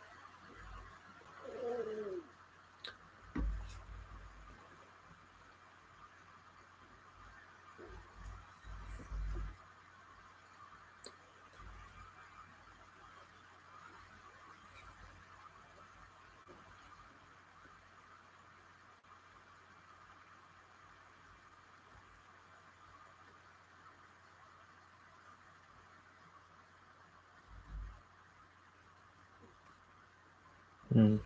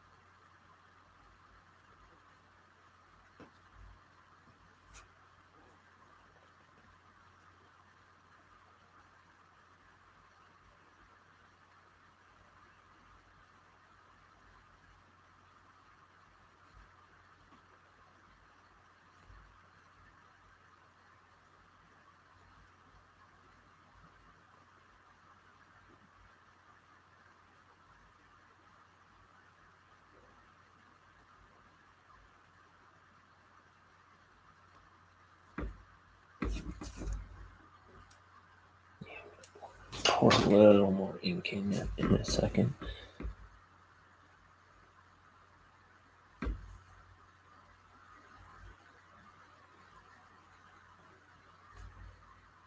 Oof, okay, I think it's time for that.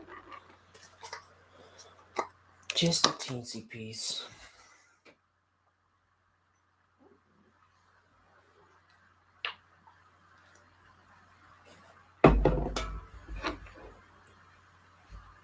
Because when it gets all gluey, that's not helpful.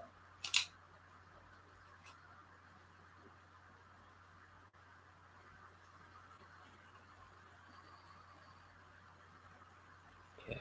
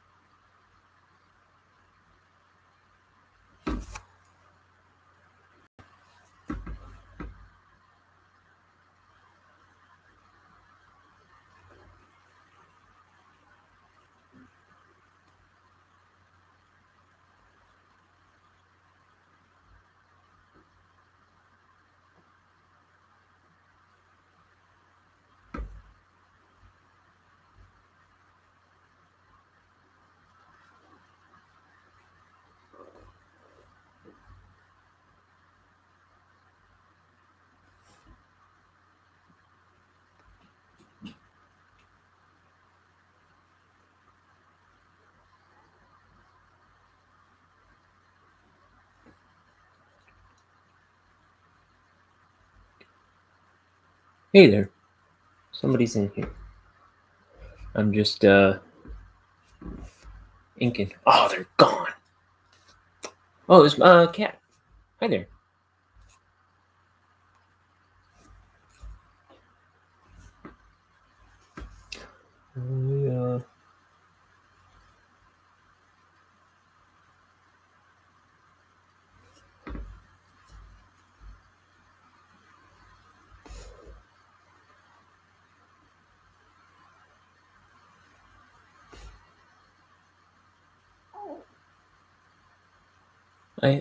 I hope everything's going well. Like getting to the end of this page, and I'm like running out of things to say. Running out of steam.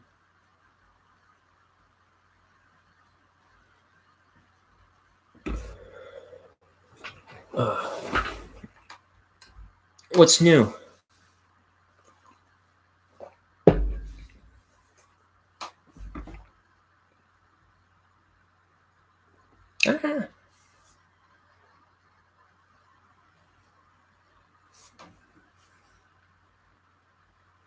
Ah. Bloody murder.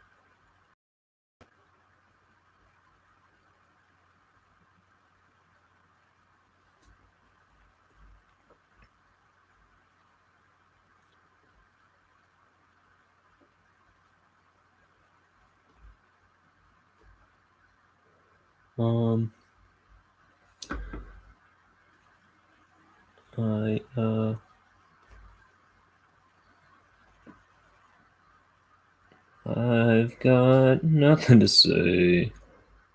I've got nothing to say. I've got nothing to say. I've got nothing to say.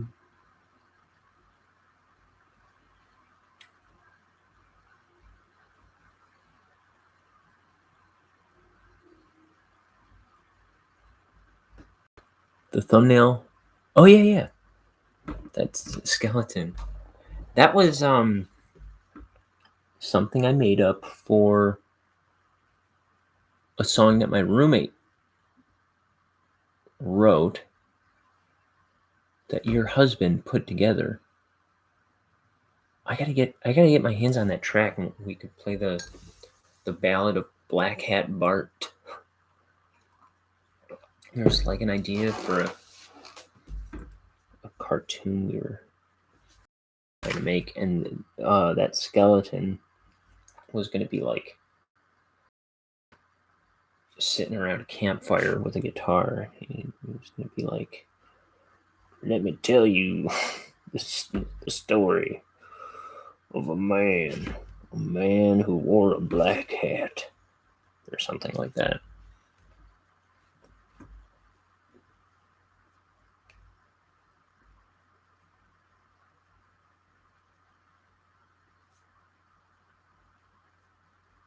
My roommate's got that somewhere. I should have him send it to me. And yeah, I think I should maybe revisit that drawing, recolor it and everything. I think I could bump it up a little.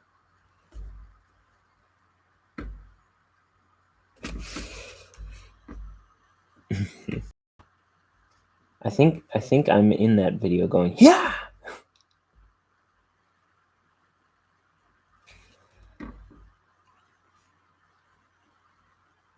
Did I say video? I meant song.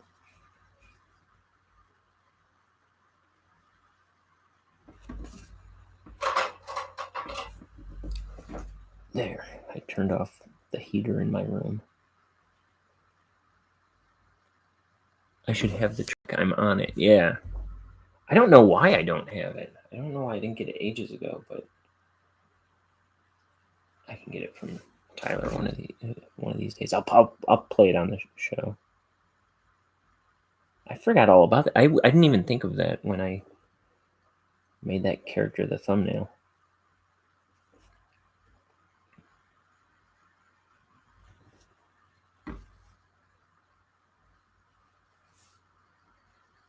I draw these things and I don't even remember what they are, including this page.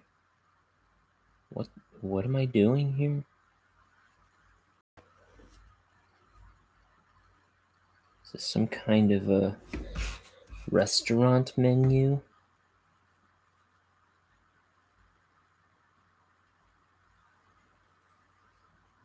Is this a Lego instruction booklet?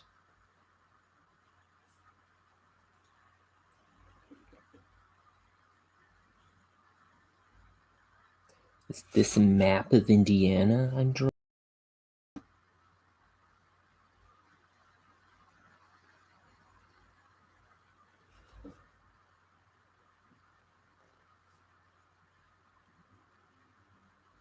Here's Chickawawa, or wherever Kat's from. Because I'm pretty sure she's from some cartoony named place in Indiana.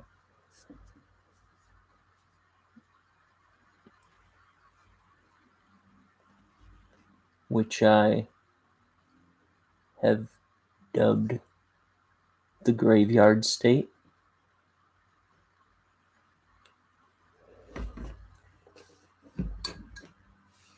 Because, in my experience, the place is filled with graveyards.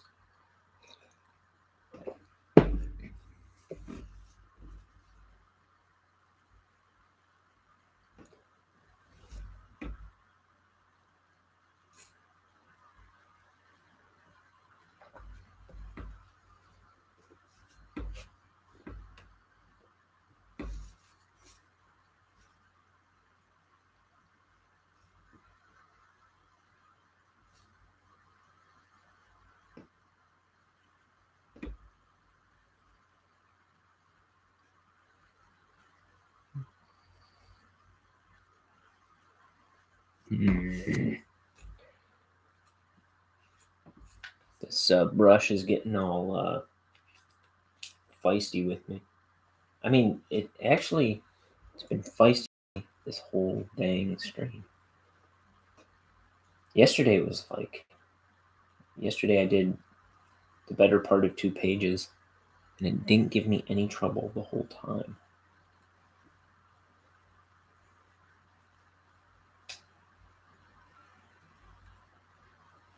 thought I cleaned the ever-loving heck out of it last night.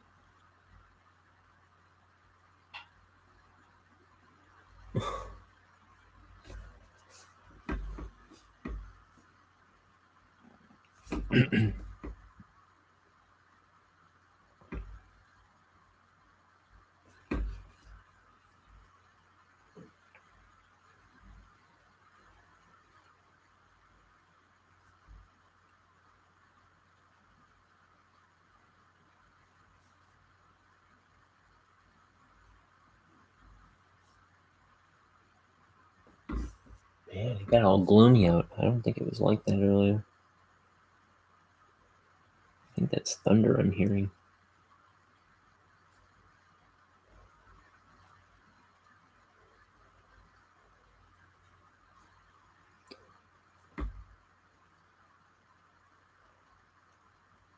It's gonna rain, it's gonna rain, it's gonna rain.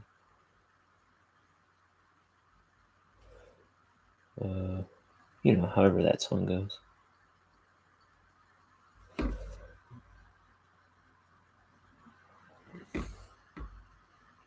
I hear the rain, I hear the rain, I hear the rain, gotta kill the pain. Those tracks are from one of my favorite Violent Femmes albums called Hallowed Ground. It's bookended with tracks about rain for some reason. The first track and the last track.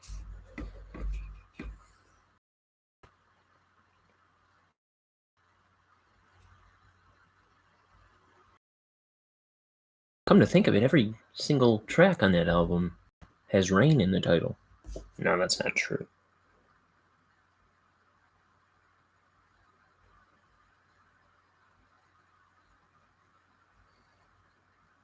That'd be a weird thing to just suddenly realize about one of my favorite albums.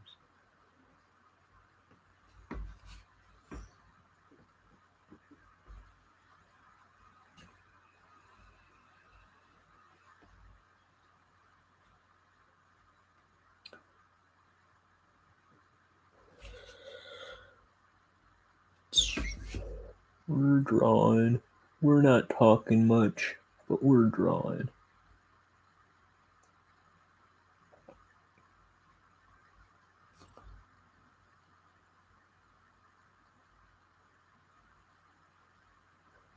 This king, he's a happy guy. Oh, I should draw like a shadow under his chin, under his beard. Big bushy beard.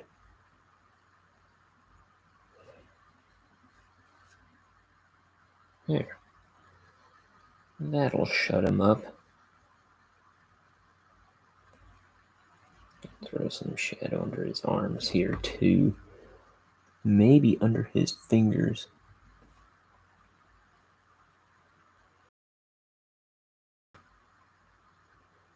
Onto his robe.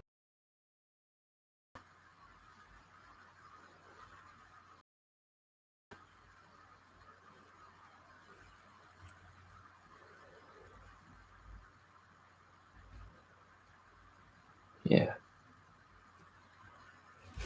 That's art. Who says it isn't?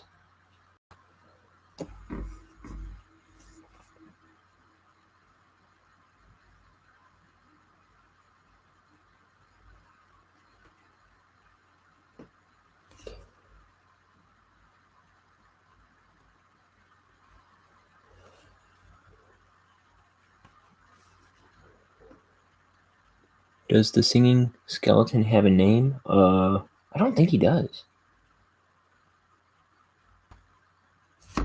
I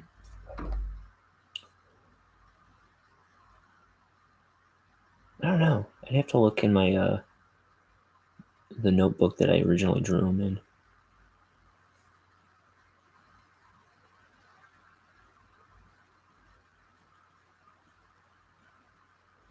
And this is gonna be this. I can't keep the way I drew it. Can't keep track of Which side is which?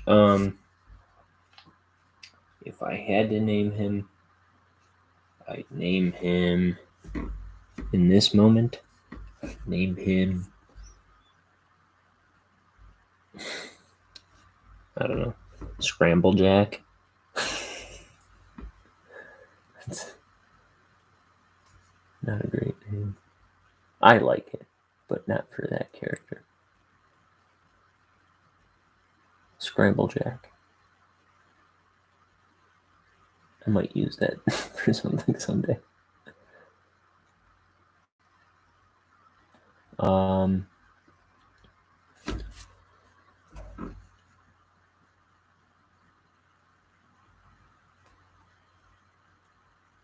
have a feeling I might have written a name down next to him in the notebook that I originally in.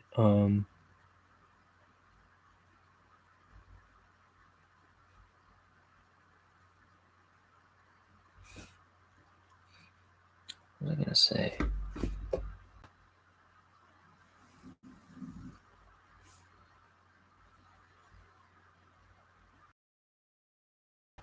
See, that'd be cool to make that cartoon, but I don't know if I'll ever have the time to do that.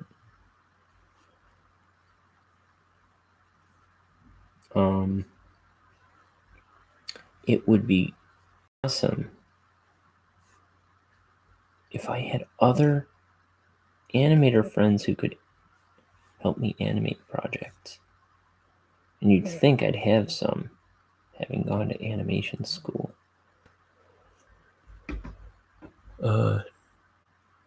Yeah. Dusty Flapjack. Yes.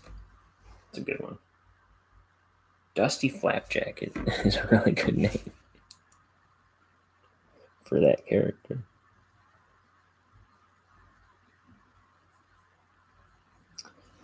I had some drawings of him not in a cowboy hat, but wearing like a coonskin cap instead. I think that's how I originally drew him. And then I drew him with a cowboy hat, and it was like way better.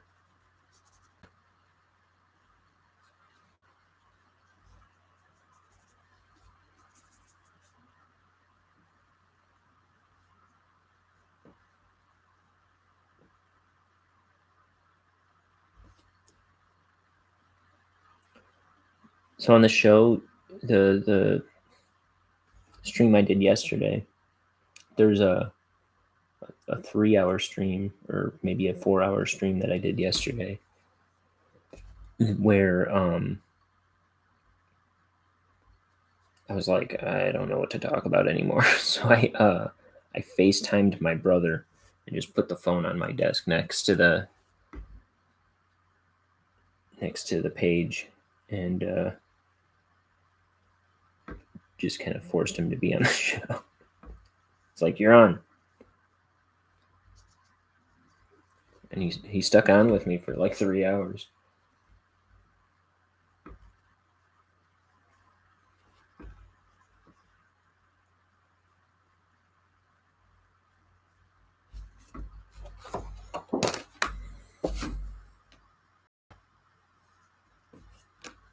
Stuck on with me. Y'all know what I mean, fool.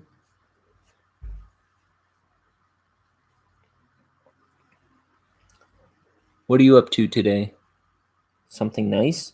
Look at this bugger. Oh, you can't look at that bugger because... Oh, maybe it was on screen. I was looking at the wrong panel, but I don't know.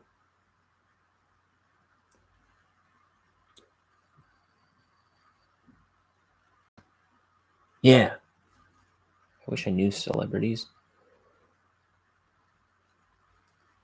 I'd get Abraham Lincoln on here. I'd get...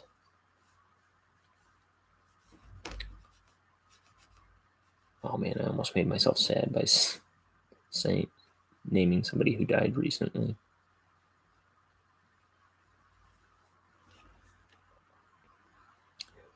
Did you hear Trevor Moore died?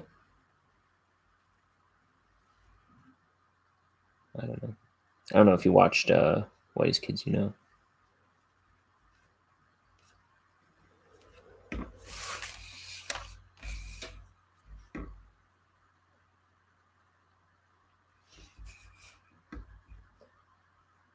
Yeah, what celebrities could I actually get on here?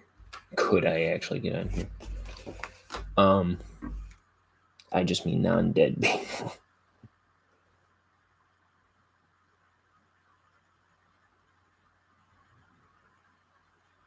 Yeah.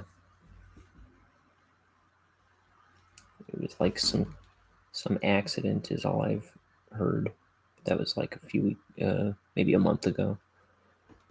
He was like 40 or 41. I think he just had a son not that long ago, if I'm not mistaken. He has a young son.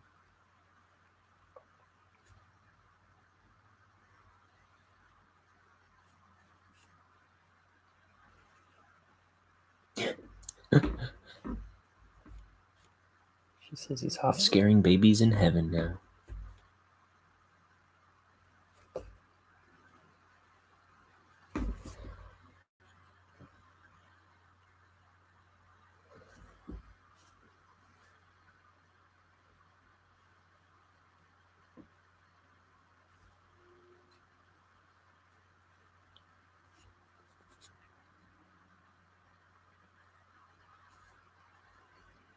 Oh, almost dropped my brush.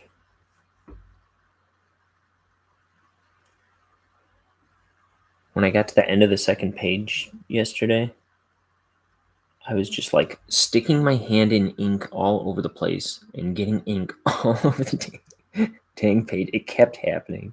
I was like, oh boy, it's time to wrap this up.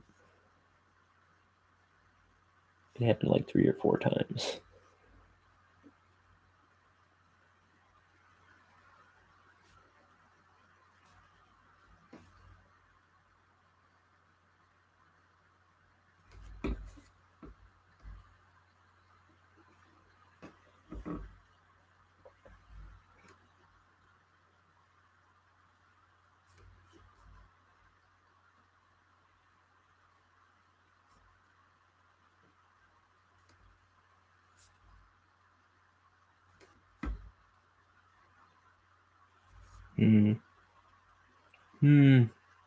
Dang it. Stupid tools, said the craftsman.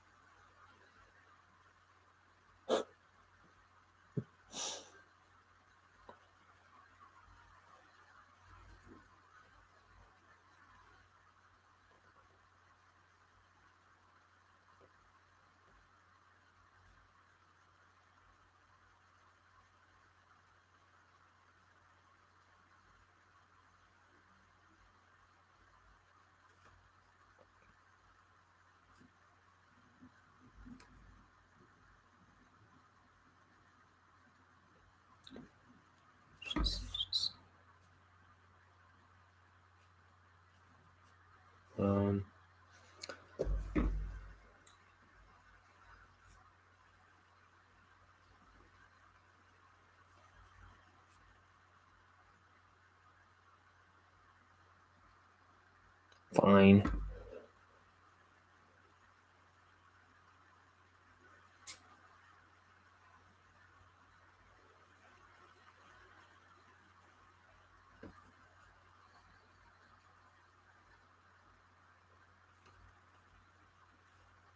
Oh, I gotta.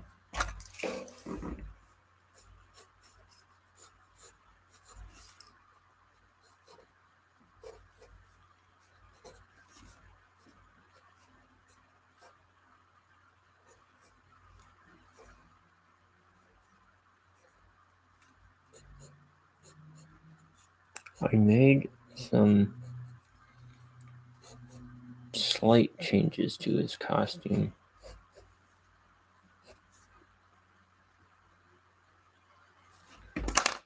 when I did like a quick little model thing, so I know I draw him the same every time, because I think I drew this king like a few different ways throughout the book.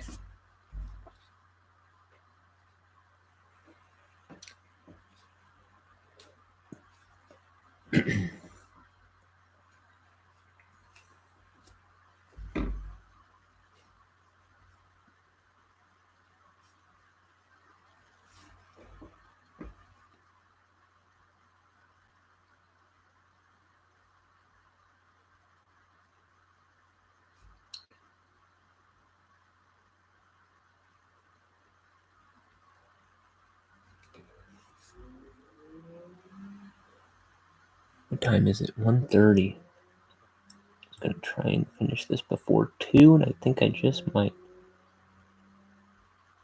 Not as much before as I was hoping for a minute there.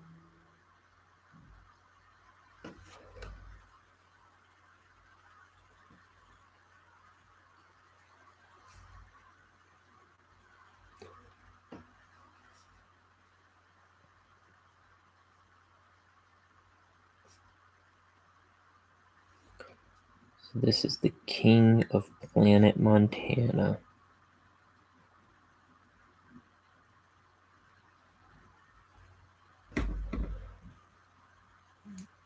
The planet the size of a town. No, that's not what I was going to say. I don't know what I was going to say. I think I was just riffing, and I'm not good at that.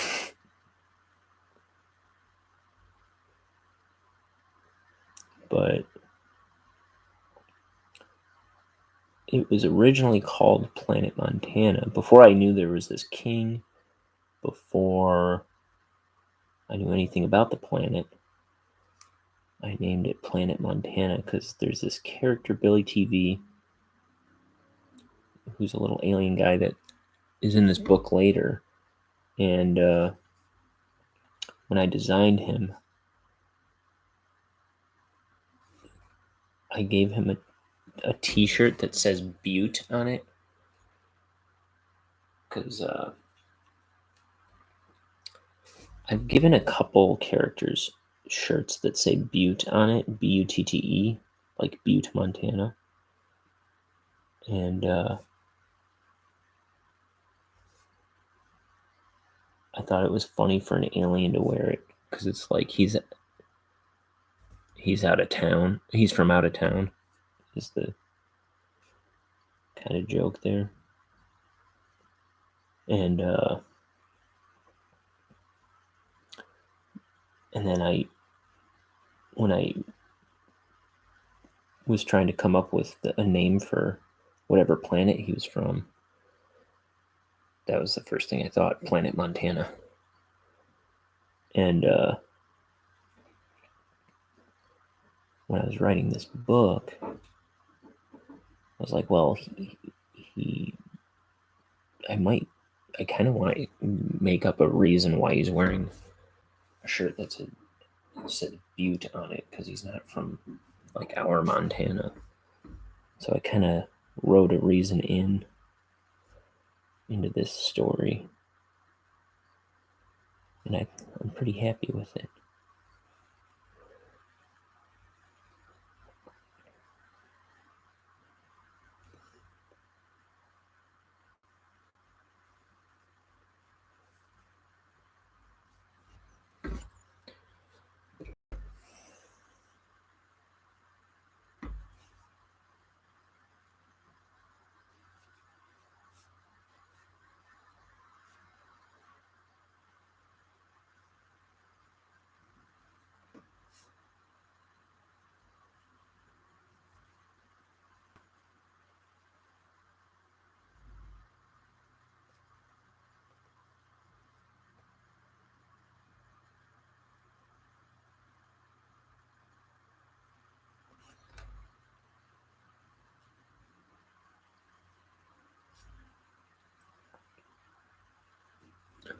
Ow.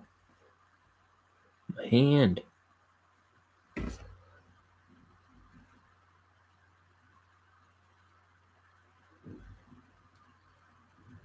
Ugh.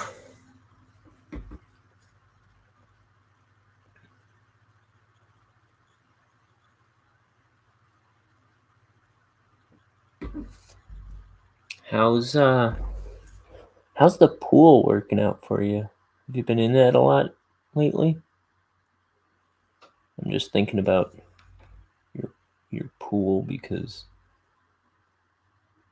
I'm looking out the window and it looks like tornado weather out there.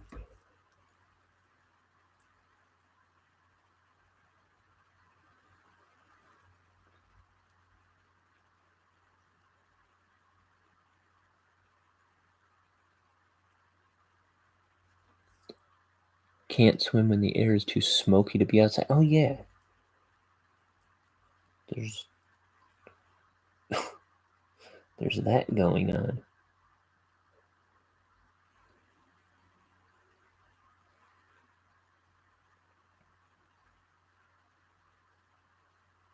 When did that start up again? Because I thought everything wasn't that was a problem a long time ago, like last year, and then it cleared up and then started again. But you and Milo were talking about that weeks ago too. Fire season starts earlier every year. Criminy.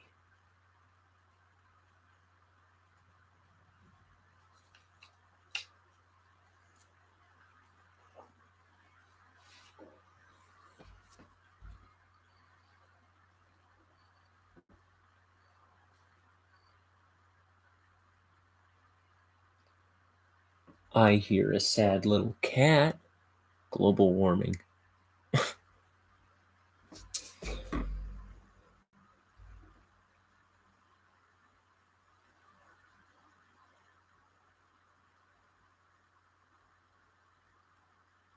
Stupid globe.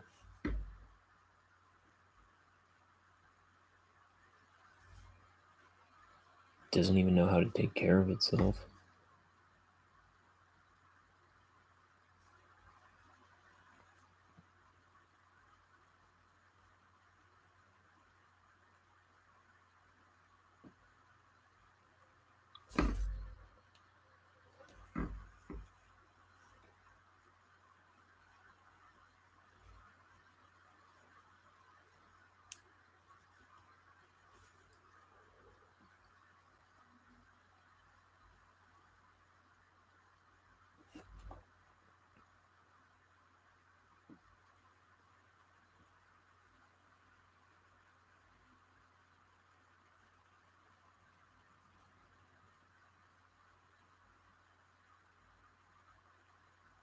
Oh, I think I said something about sad cat a minute ago, and I wasn't talking about the person in the chat. I was talking about a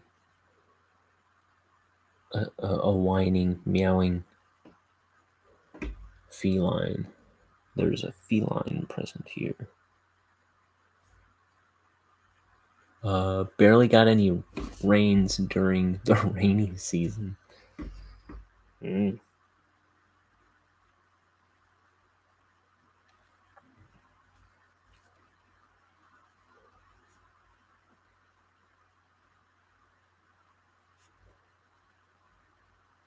Isn't global warming just a myth?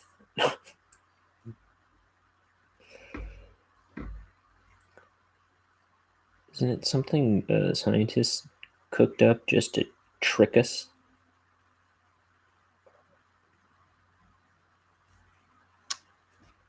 No. That's whack, y'all.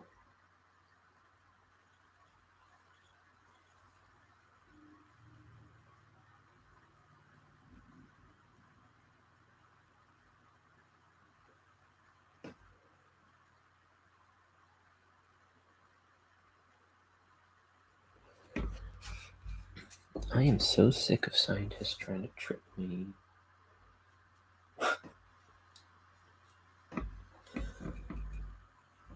Rained maybe 1 or 2 times in May, nothing since. Last year, when we were moving in early May, it was raining almost daily. Huh.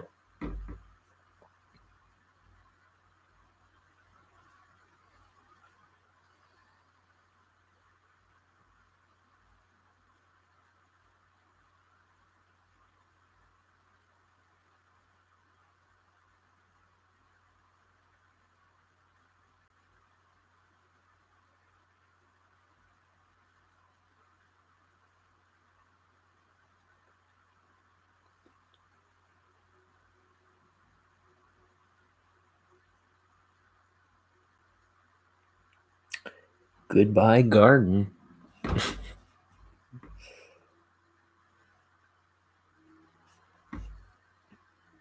Are they also no? Are they also like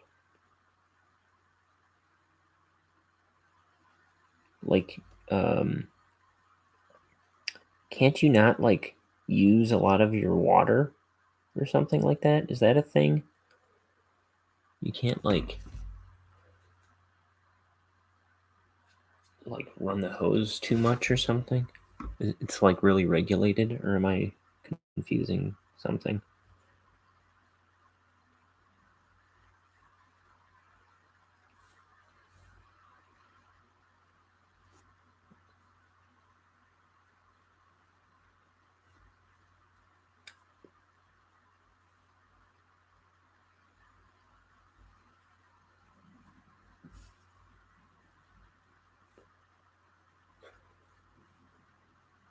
They did issue water restrictions recently, certain days, certain times of day. Yeah, because of drought and stuff. They want everyone to have water to use.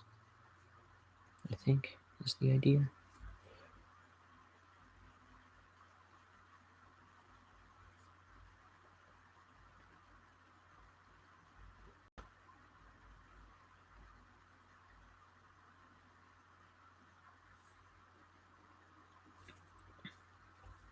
Time is it?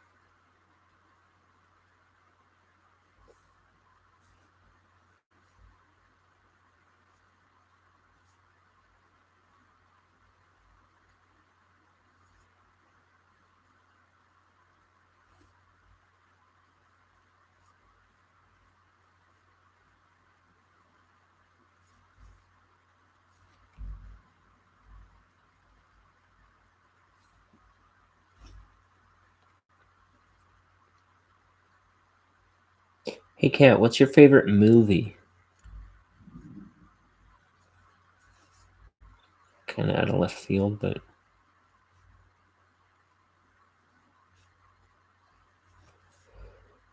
I'm trying. Dang it.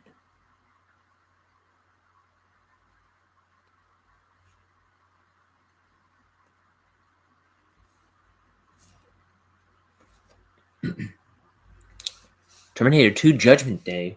What are you, weird? Really? I mean, I know you're a total Terminator nut. I always forget about that, but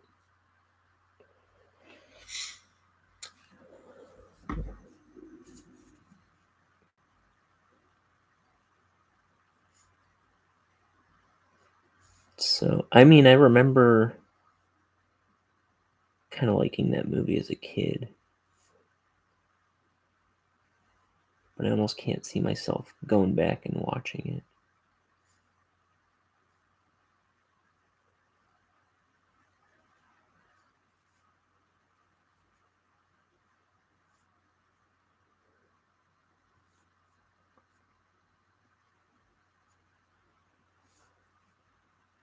I was talking about Barton Fink earlier. Have you seen Barton Fink?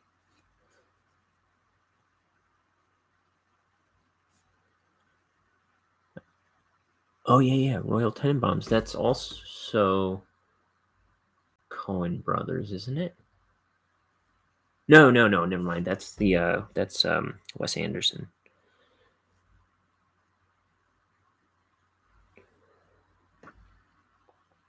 I liked Royal Tenenbaums. I don't remember it. I own it.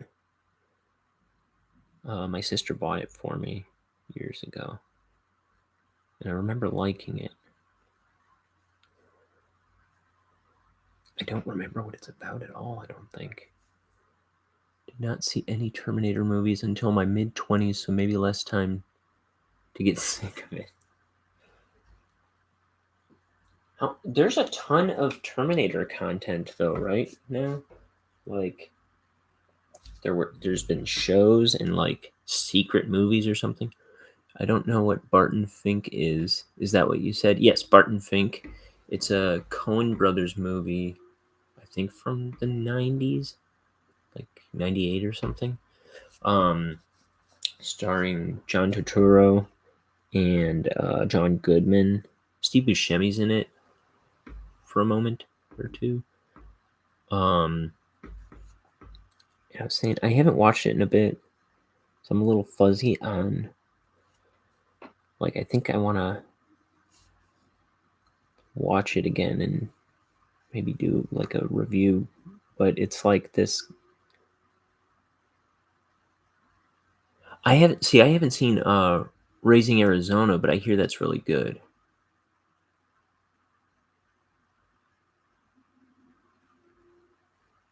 Okay, I keep thinking I need to check that one out. But yeah, I think Barton Fink is really good. Um, it's a little enigmatic to me, but I think I almost feel like I would like it more now than I did when I last watched it, like in the past couple of years. But he's like he writes, yeah. This one's like, I don't know, it's really weird, and at points it gets kind of downright creepy. Um, but it's about this guy writes a play, and it's kind of a big success for him, and he gets commissioned to write a wrestling picture for like old Hollywood. And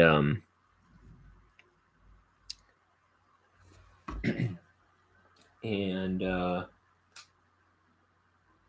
so he's put up in a hotel to kind of write this movie script, and he's just got like writer's block the whole time, and he's not writing anything.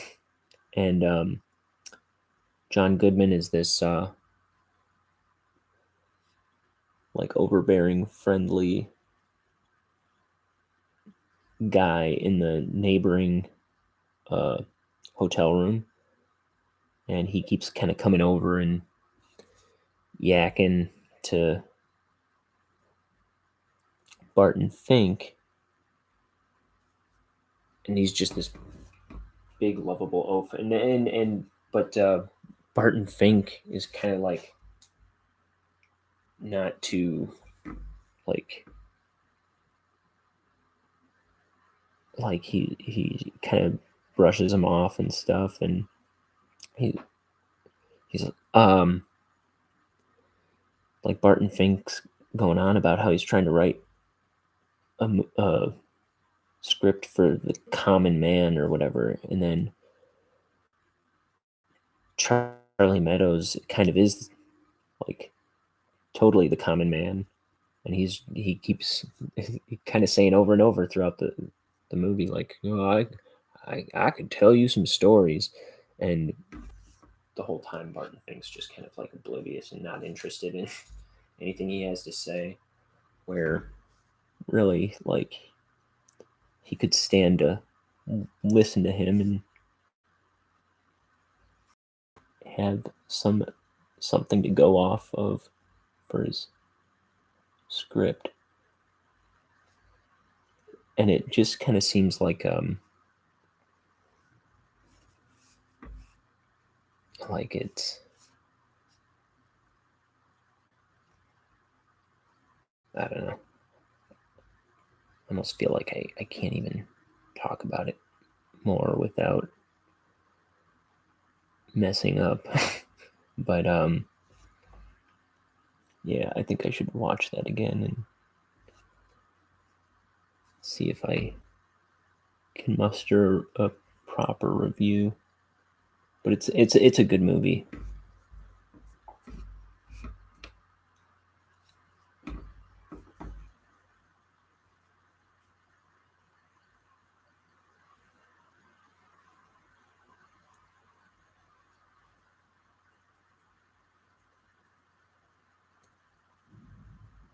I'll add Barton Fink to my watch list. And yes, there are 6 Terminator movies and a 2-season TV series. Okay, there aren't multiple TV series because I feel like there was a while where it seemed like you were always talking about new stuff. But I mean, I'll take your word. There's 6 movies and a 2-season TV series.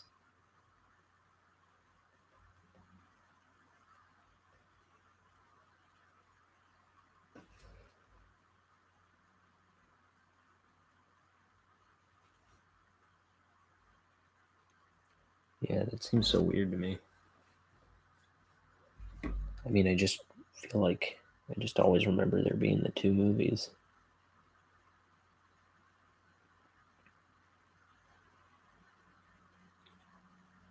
The TV series was better than most of the movies. That's interesting. That was kind of during that surge of like, there were like all these great shows on, like that Breaking Bad golden era of TV or whatever they were calling it at the time.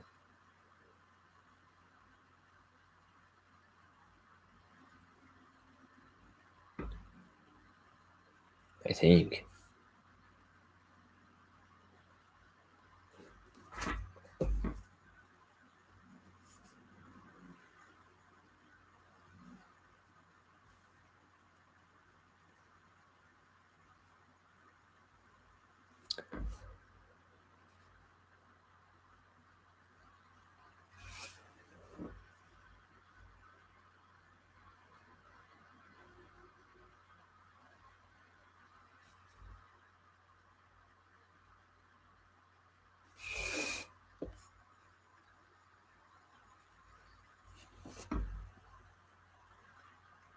Oh yeah, Barton Fink is. That's why I was talking about it earlier because the name of this stream is "Life of the Mind," which I got from Barton Fink.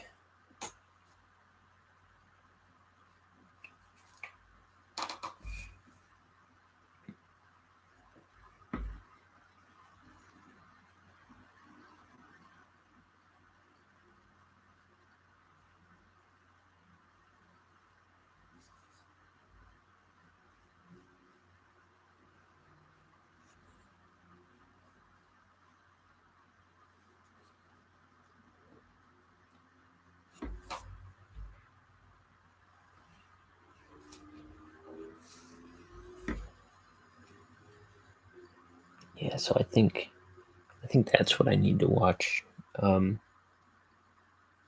if I'm looking for a new movie to watch. Is Raising Arizona, because that's kind of been on a my to watch list in the back of my mind for a while.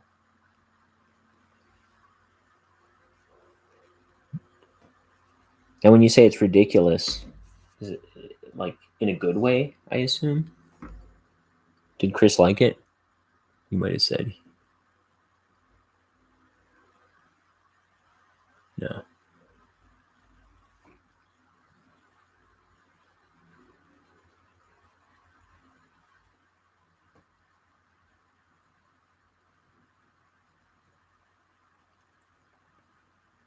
Oh, see, I used to have Hulu, but then I got rid of it because it tricked me into like upgrading like to like $40 extra a month or something. I was like, nope. But I was just thinking about getting it again yesterday. Yeah. Yay or nay for you? I mean, you made him watch it, so I assume it's worth like, I guess it's worth multiple watches to you.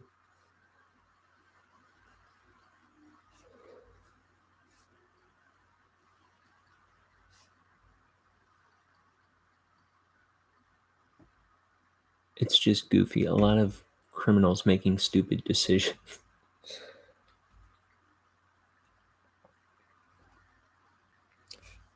I feel like there's a lot of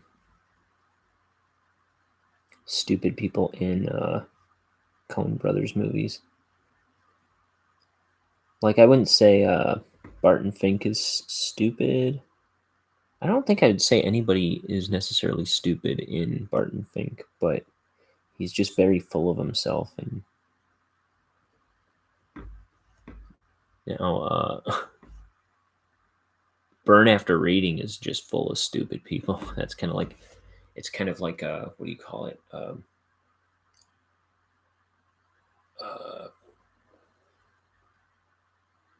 what am I trying to say?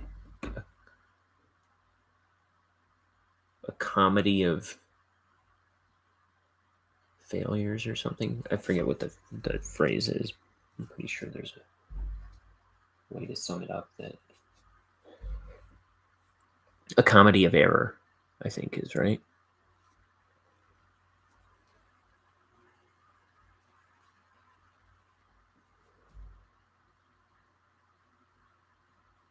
Hmm.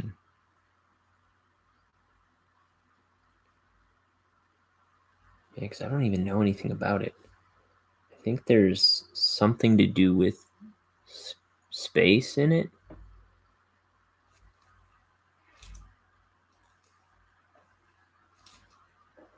And if I'm right about that, that's all I know.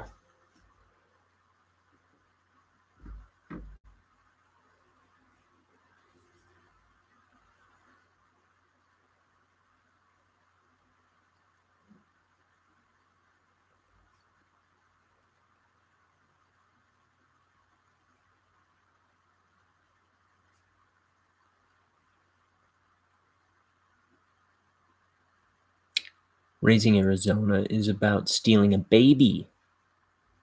Okay. The baby being named Arizona.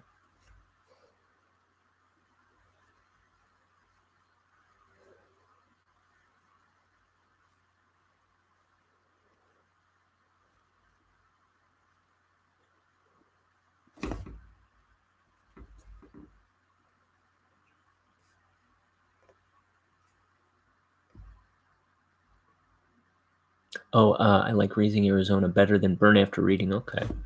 I like Burn After Reading. It is so screwy. It's like, yeah, everybody's just a fool or just a tragic character. Um, but yeah, I've heard Raising Arizona is one of their their best. Time and time again, I've heard that.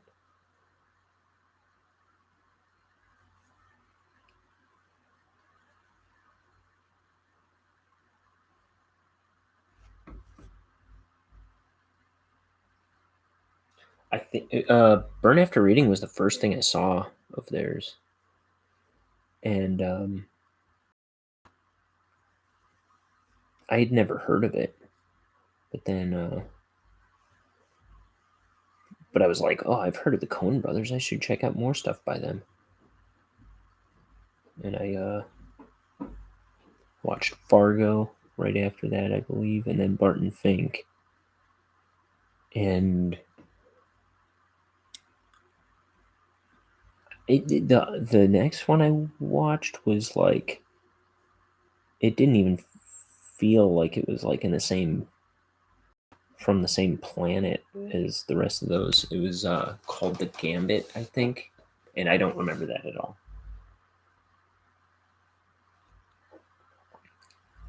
I don't know if they just wrote that or just directed it, maybe, or because that's another one I've otherwise never heard of.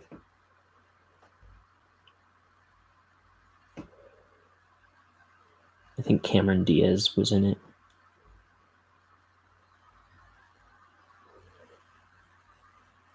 And I'm not going to do the letters on that tapestry because I'm not sure I've got them straight. There's like space letters on his throne and on these tapestries that I eventually have to put in. They don't mean anything. There's no like secret messages or anything, but I just want to make sure I'm being consistent about it.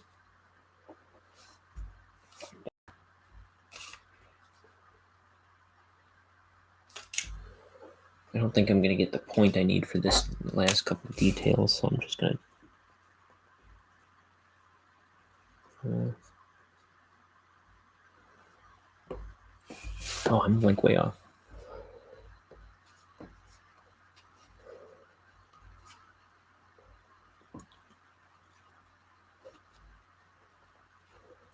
Okay, it's 2:01. Just finished right when I wanted to. All right, I think I'm about ready to jump off and get some lunch. Thanks for coming in, Kat.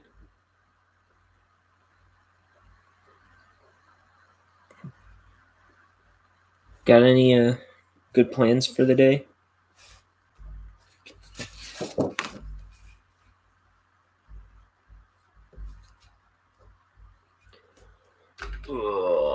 So we finished a page. Whoa, my camera just fell off of its little mount.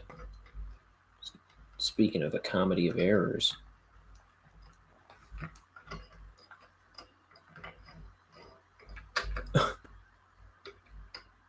What? Not today. Here we go round the mulberry bush. The mulberry bush. Oh, what a farce. Okay. That's happened to me a number of times on the dang show. But I'll be back on here tomorrow morning. Yes. And that's all I have to say about that. All right. I'm gonna hop off. Thanks for coming in, Kat. Lots of love to you and Chris. And by the way, as always, I'm continuing to paste their links in the description. I think I'm just gonna make that grow eventually and find just do a list of links for friends of the show. I have a few other ones that I want to put in there. But yeah, I'm out of here, man. I'll do another page tomorrow. See ya. Goodbye. Love you. And brush your teeth, everybody. And do your chores. Say your prayers. Kiss your mother. Learn to dance.